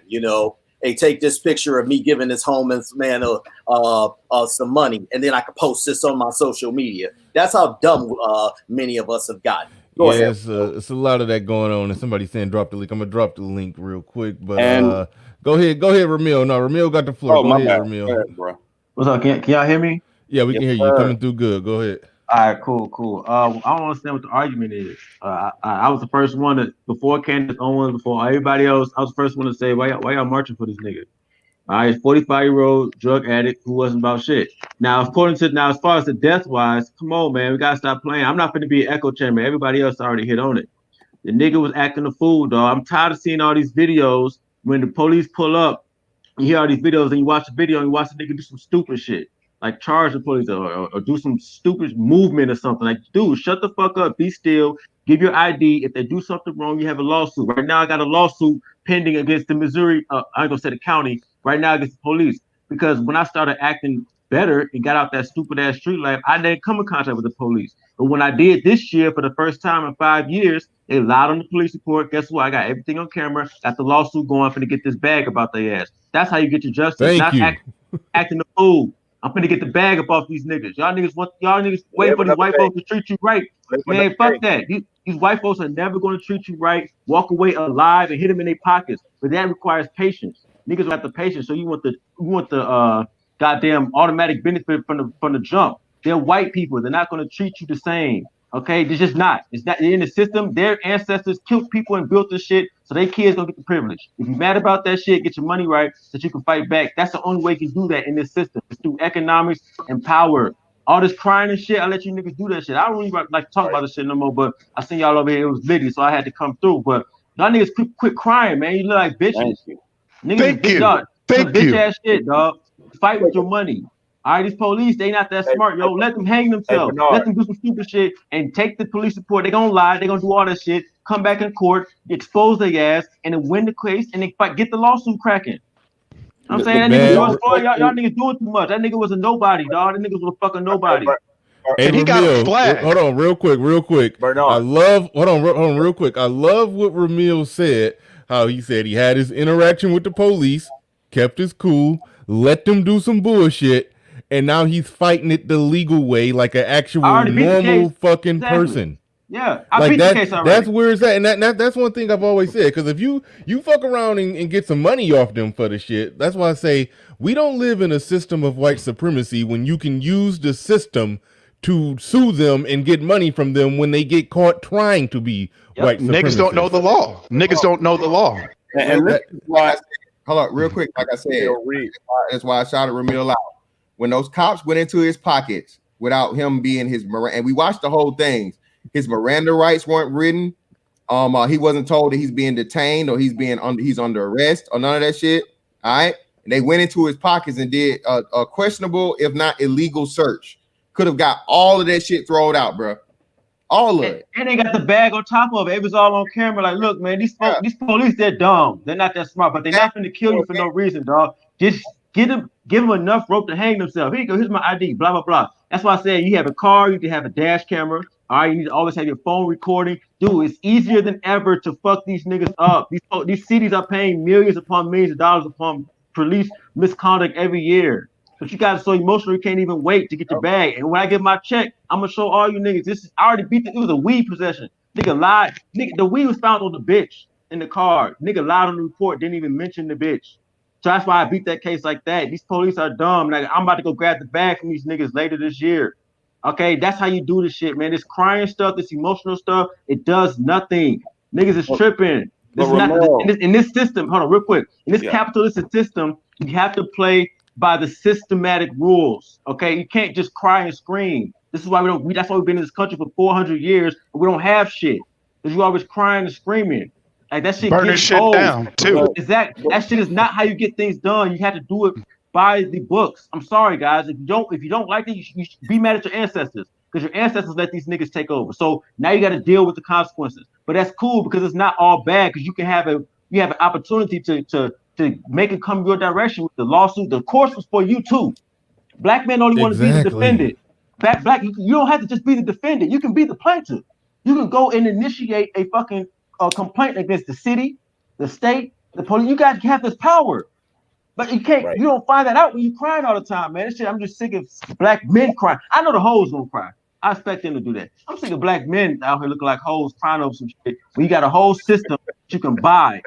America has the best system you can buy. Use your money, use your powers. Quit fucking crying all day, dog. That's some bitch ass shit. And Ramil, Bernard, what Ramil, Go ahead, Sean. I wanted to address something that you got next, little big Nate. I wanted to address something Mr. Mist it was a super chat before to the one that Ty City wrote. Yeah, I forgot to read that one. I forgot to read that one. So I'm glad you responded to it. Yeah, it was like black on black crime. Most of them get caught. You know, in Chicago, 8 out of 10 murders go unsolved. And to add to that point, if a black man kills another black man, should he not be held accountable for that? This is like real quick, like black people want, that. They don't want responsibility for anything. As far as the numbers, when they talk about the murders, and real quick, somebody said when black people murder black people, they get no. Most murders amongst black people are unsolved. It's a fact. So when niggas kill niggas, they don't go to jail because most of those murders don't get solved. At least when the police kill you, it's always getting investigated. Yeah, but what he just said is hold on, I said. Wait a second. Hold on. I said I was going to little big Nate. Go ahead. All right, bro. And Todd City, thanks for that super chat. Appreciate that. The problem, Ramel, is that what you did is the thinking of a man who's strategic, a man who has a long view in life. Unfortunately, most of us as black men don't have that, and we don't see any need for it, and we don't see any importance in it. We can make signs, demanding jobs and justice, and then hit the streets and pretend we're accomplishing something. The question I want to pose to the folks in the chat is, if let's say I was suffering from 2 different wounds. On my left arm, I was stabbed with a 3-inch blade. On my right arm, a double-barrel shotgun took my arm off right below the elbow. Which is a more serious wound, and which should you treat first? That's basically what this is. The stab wound are the 235 killings by police every year. The double-barrel shotgun taking our arm off at the elbow are the over 5,000 murders by black men every year. And I won't even give you the weapon used to represent the 350,000 abortions. You can't even win this argument. If you think you can, step up here and let's see. Because the only ones I see talking are the brothers who can intelligently defend their position. All you other brothers, quote unquote, crying in the chat, you won't step up here because you're afraid. And it's okay, gentlemen. It's okay to be afraid. Hey, real quick, shout out to Ramil, man. Thank you, Ramil, for coming through and saying the same thing that I said already, but now niggas is getting I guess it's more comfortable hearing it from you. That's why I shouted him out. Again, I always give niggas credit. I literally shouted Ramil out more than once. Did I not hear? And you did that same way he said before he even came up here and said it. He wasn't even watching the shit yet. So again, thank you niggas for agreeing with me this whole time, but just not agreeing with me because I'm the motherfucking BABG. Thank you. Oh, so I didn't mean to do all that. I mean, to me, you proved the point. Again, it's funny to me. It's just common sense, dog. And whoever said, I think it was Bernard, it's about strategy. Okay, crying and screaming is not strategizing, dog. Like you got to be strategic with the shit. I'm tired of this black people just out here looking so silly, dog. We look like kids. We look like little kids throwing tantrums. That's not how you handle shit in the grown man world, dog. Somebody fuck with me, I'm telling you, bro. Ain't no crying, ain't no screaming, nigga. If it's a legal wrong, nigga, I ain't doing no street shit, nigga. I'm following that law, so I'm gonna get that paper about you. Hey, Simple as that. Ramil, these are the same niggas that be crying for reparations. Oh, I want reparations. I want reparations. Man, look, dog. In my opinion, it's not about unity. It's about division. We got to separate. If we're wrong, then let black men and women who think like us go our own way. I guarantee you the civilization we built, it's already happened. The civilization we built will, I'm not going to even be that insulting. You gentlemen who want to think that way and who want to march in the streets and beg and think that white racism is the largest problem we face in Black America, you go your way, you build your civilization, if you can call it that, and we'll go our way and we'll build ours. How about here's the thing. If you do that though, I never met. Here's the thing. The people who are against. If you do that, it will be detrimental for those other people. Because I don't want to, for lack of better terms, the conservatives. I've never met a broke conservative before. Thank you, sir. For lack of better terms, I'm not trying to, because I'm not a Republican or anything, but I'm just saying, like, the people who view this situation, I never met a broke conservative, but you always gonna meet some broke ass motherfucking liberals who think like this, who think the world's supposed to give them shit. I just want to see black men step up and be men. Okay, because who gives you something for throwing a tantrum? That's female shit. Men go out and create their own destinies. We step up. If you mad about the laws, you get into the arena and change it. You mad about any economics, financial situation, you jump in and change it. You don't cry. I'm just sick of black men out here just crying, man. It just makes us look bad. It's a bad look. Just marching for George Floyd shit, it's a bad look. It's things that we should be really focusing on, but we focus on stupid shit like this, man. It's not immediate gratification, Ramil. Let me just say this. One thing that I don't understand, you ask whether it's the manosphere or just the street, all these niggas, they finessing motherfuckers or they playing chess, not checkers. Yet they can't see the easiest checker game that's happening before their eyes. Company X. Oh, Black Lives Matter, huh? Hey, web designer, change that website right now. Put Black Lives Matter on it. Amazon, put Black Lives Matter on it. Let's monetize this. NBA, let's put this on the court right now. Nike, NBA, NFL. Right. And motherfuckers cannot see through this shit, which blows me away. The same motherfuckers saying we finessing motherfuckers. No, you getting finessed by buying into this bullshit. I mean, Darren Seals said it, or the late Darren Seals said it himself about them. He was murdered. He was air quotes, street nigga. He told motherfuckers this shit, and people still ain't listening. And I gotta say one more thing. I really respect the brother BGS, but I cannot believe that he said that, and the white people even care. Like, what the fuck? Man, they're white liberals, bro. God damn.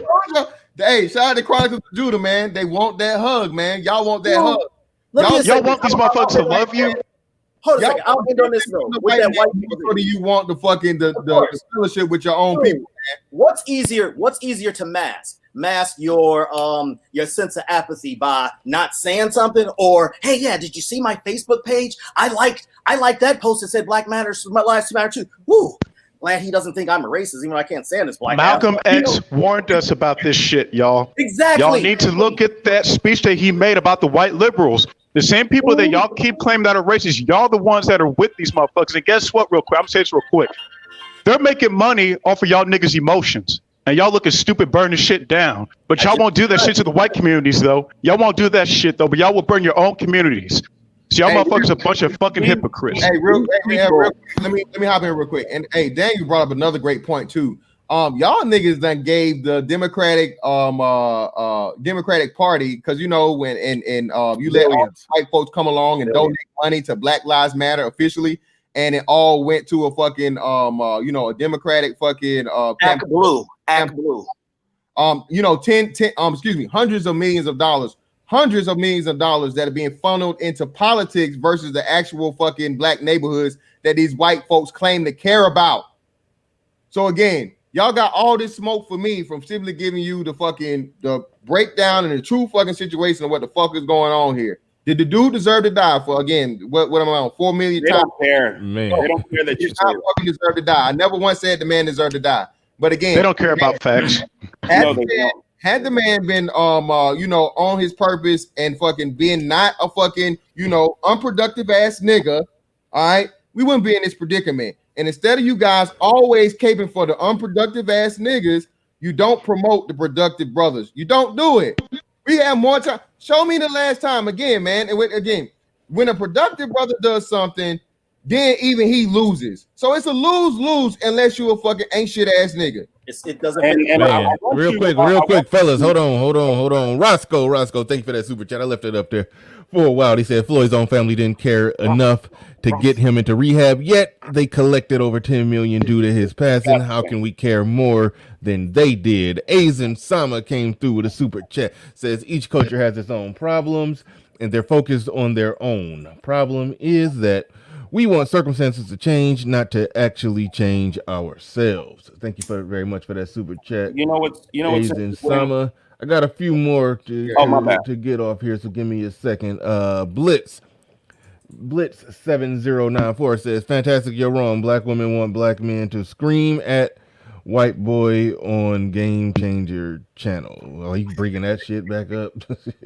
They still on that shit? Wow. Yeah. It was brought up in the chat plenty of times today. So I mean, what? Yeah, that's a counter to He has fantastic. nothing to do with the fucking topic, though. Yeah. You know what's interesting? Yeah, Indigenous TV actually headlined just 2 days ago, suspects in a killing of Sequoia Turner still at large. George Floyd got a gold casket in global coverage. Sequoia Turner still ain't got justice for her death. The nigga had a funeral tour. They had a funeral tour, a nationwide funeral tour for George Floyd. 3 funerals for George Ramil, appreciate And you no with one the cared about chat. George Bard, though. What the hell? Syph Kip Bud. Bud. I can't even pronounce that shit. What? Syph Bud. Syph Bud. Oh, okay, Syph Bud. I see what you did. See what you did there. Okay, it's not about being emotional. It's about not being a binary thinker. Up, down, left, right, red, blue. Nuance, brothers. Nuance. Thank you for the super Going chat. through litigating through the video. What does that mean? Litigating. I have no idea. I'll let you read that last one, Bernie. No, it ain't even. I don't even think it's the last one. Melody just Litigating dropped through the the super video, going step by step. Okay, is you that? listen here. That's Thanks, not Jacob. Thanks, nuance. Melody and Jacob. Thank you very much. Go ahead. You got it. I gotta go back to work, No, fellas. Sir Tice got it. Appreciate Sir me Tice, having you me on the finished? panel. Salute, bro. Salute. No, all I was saying was just that. Oh yeah, peace, Daniel. All I was just simply saying is that when you say you're being emotional, then here comes the retort, no, you just don't get it, or what have you.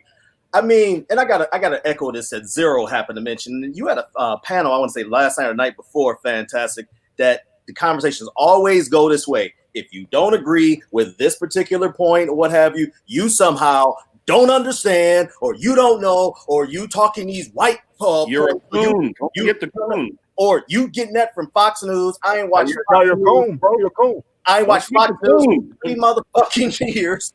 I don't know what you talk about. Oh, and then it's and by the way, I would arguably say 90% of the people in the manosphere are from the so-called hood. So just stop with that shit. And when I say hood, I mean a black area. Okay, so let's just stop with that shit. And you know what I've noticed? Speaking to Mr. Fantastic's point, our children go to these terrible schools, and the little black boys and girls who do want to learn, who do want to focus, who do want to do something, very little of the resources in these schools ever go to them. 90, if not 98% of the resources go to the disruptive, the disrespectful, the untrained, the loud, angry, violent children. So what does that message send to our bright and beautiful little children?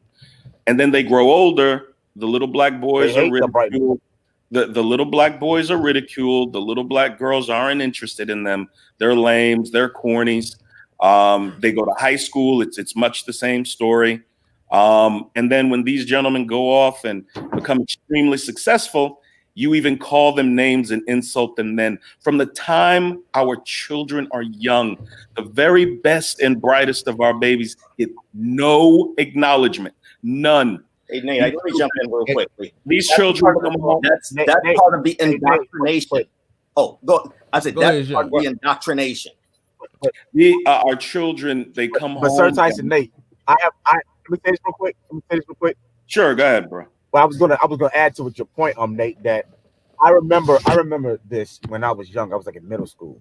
This is my best friend at the time, best friend. I still consider him my best friend to this day. And he didn't mean anything by it, but he made a comment like, you're just a white guy in a black man's body.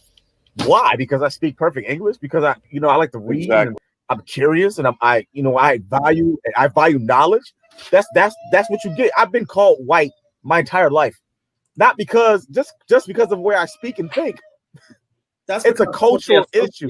We're never going to get to the bottom of these things until we change the culture. The culture is the problem. We got F-bombs being dropped in the chat. Y'all got F-bomb I'm talking about. Yeah, mount to yourself in the chat, man. Erase that, man. Come on, y'all know that shit. Erase that, dog. Damned up, man. Erase that F word, man. Come on now, especially Damn, man, I thought we was moving forward from this. I think these niggas still even thinking about the shit, bro. Like, seriously, dog. Like we gotta separate, bro. Niggas is hurt, bro. Again, like I said, let me go. I got a felony on my record, y'all. Y'all understand this shit, dog. Like, it's still common sense. You know what I mean? Like, y'all gotta understand. Like, I'm probably closer to George Floyd. I'm telling y'all, that shit was stupid, dog. I don't know how else to put it. Like. And let me go ahead and just break you niggas all the way down, like, you know what I mean, death threats, you know what I mean, level. Listen, and we shouldn't be celebrating this nigga, period, point blank, at all. He's everything that's the fucking problem and the fucking issue with the black community. He's the essence of it. Former fucking criminal that never truly reformed, and because he fucked up and did some dumb nigga shit, he fucked around and got himself killed. And now we supposed to motherfucking deify this nigga and turn him into a god. You're gonna look like fools to the whole entire fucking world because this fucking Black Lives Matter shit is turning around on your head right before your eyes. You niggas are too stupid to even see it. The government, the federal government is grouping Antifa and Black Lives Matter as one and the same. The president came out a couple of days ago and officially called Black Lives Matter a Marxist organization. Again, for you niggas, go do some motherfucking research on fucking Marxism and communism, okay? You niggas are too emotional. You don't even see what the fuck is going on around you. Those white people that are fake caring are going to leave you. They're going to leave your ass in a lurch, as the white folks say, as soon as it's unpopular to fucking be talking all this Black Lives Matter bullshit. They showed you that before. It once before. And all these corporations, shout out to Sir Tice, Nike, NFL, NBA, all of that's gonna do the same shit. When they start losing money from their bottom line because they're businesses, they're only going with the shit just because it's making money for now. All right, just like the LGBT was getting the same shit. Get woke, go broke is unproof. I mean, it's unfucking irrefutable, bro. The ratings are in the toilet. Time at the time, niggas. The ratings are in the toilet. Niggas are fair weather and fickle as fuck. Niggas are the worst fucking fake carriers on the planet. Fake carrying champion into infinity. At the NBA ratings lower as they ever been or something like that. NBA rating, they got Black Lives Matter all over the court. Niggas ain't trying to hear that shit. And of again, course it's not for that. And shout out to who wants to be preached to all day? You go there to get escape. Shout out to brother. You go to watch the sports to get an escape. These niggas didn't even understand the fact. Jonathan Isaacs, man, a dude that was beginning of the year, he was coming off an injury, so he didn't even play this year. Finally got back to the thing. He stood up during the national anthem and did not wear a fucking Black Lives Matter t-shirt. You know what? Second most jersey sales of everybody in the fucking NBA. All right. The NBA doesn't just fucking work nationwide. The NBA is global, people. Global. You have but fantastic. This is what I was saying earlier. Remember when I said I never met a broke person on the side of the we're talking about, but because the people who spend these Black Lives Matter, they don't spend their fucking, they don't support, they don't put the money behind. But these other motherfuckers who actually have common sense have the money. That's why they aren't fucking the majority, man. Black Lives Matter is the minority, bro, by a long shot, a big ass minority. These fake white folks. No, this fantastic. you can make jerseys about equality, say their names, justice, peace, but you know what you can't say anything about? China. You can't say free Hong Kong. You can't say none of that. They're hypocrites. You can say all the bad and evils that this country's done when it's the freest nation on earth, but I dare you to go make an NBA jersey with something of criticizing China. They won't do it. They're full of crap, all of them. I just say just keep collecting that money, Bernie. And I still haven't seen anyone address the over 350,000 dead black children in the chat, but of course you won't, because you can't, and because many of you are cowards. You are cowards, period. You're coward. You hide behind the people at MSNBC and CNN and Huffington Post and Lipstick Alley and the Griot. How does it feel to agree with Madame Noir? All of you. I said you agree with Don Lemon. You agree with Don Lemon and all them niggas. How you agree? Don Lemon don't even believe that stuff. Let me just ask this. Yo, Don Lemon doesn't even believe that stuff. How does it feel that you gentlemen agree with the Griot? How does it feel that you gentlemen agree with Madame Noir, some of the most virally anti-straight black male websites? It was the Griot that had the article, straight black men are the no, that was very moist. That was very moist community. That was very moist brothers. I mean, very whatever. Oh, that they wrote the article. Straight black men are the white men of the black community. Yeah, that was them. These are the people that you side with. This is why I call you cowards. This is why I say you're disgusting. You side with people that hate straight black men. You're going to have to pick a side, gentlemen. I notice again that none of you will come up here and confront us. None of you. That speaks volumes about the confidence you have in your arguments. You are cowards. If not, step up and defend what you believe. Defend all these dead black children. Defend the over 5,000 black men that we kill ourselves. Help me understand the idea of the 370 white men that were killed last year by police and how that's not horrible. Why don't we march for them? It's disgusting. It really is, man. It's disgusting. Your behavior is disgusting. Real quick. Somebody brought up Don Lemon. Well, real quick, fantastic. You want this handoff, man? You going live today? Why not? On your shit? All right, yeah. Go ahead and get the link together. Let's go coon on fantastic. I'm gonna come over there too. Yeah. I'll be over there in about an hour and a half. Let's coon it up. Oh, let me set this up. Yeah, go ahead and get the link ready because I'm about to roll in a little bit. But Blitz came through the super chat, and I see what you was talking about, Blitz. Why? Yeah, you said, but Ramil and Fantastic, when you handle the police, when you handle the police, you say Ramil, black women like Sister George will say, well, you should have yelled at the white boy and screamed at him. I feel you. Okay, that's why you don't listen to them bitches. Stop listening. Stop listening to bitches tell you how to handle life. Yeah, that's one thing we gotta do. Stop listening to hoes tell you how to handle life. Okay, of course. You're weak. You let the white man. Bitch, shut your stupid ass up.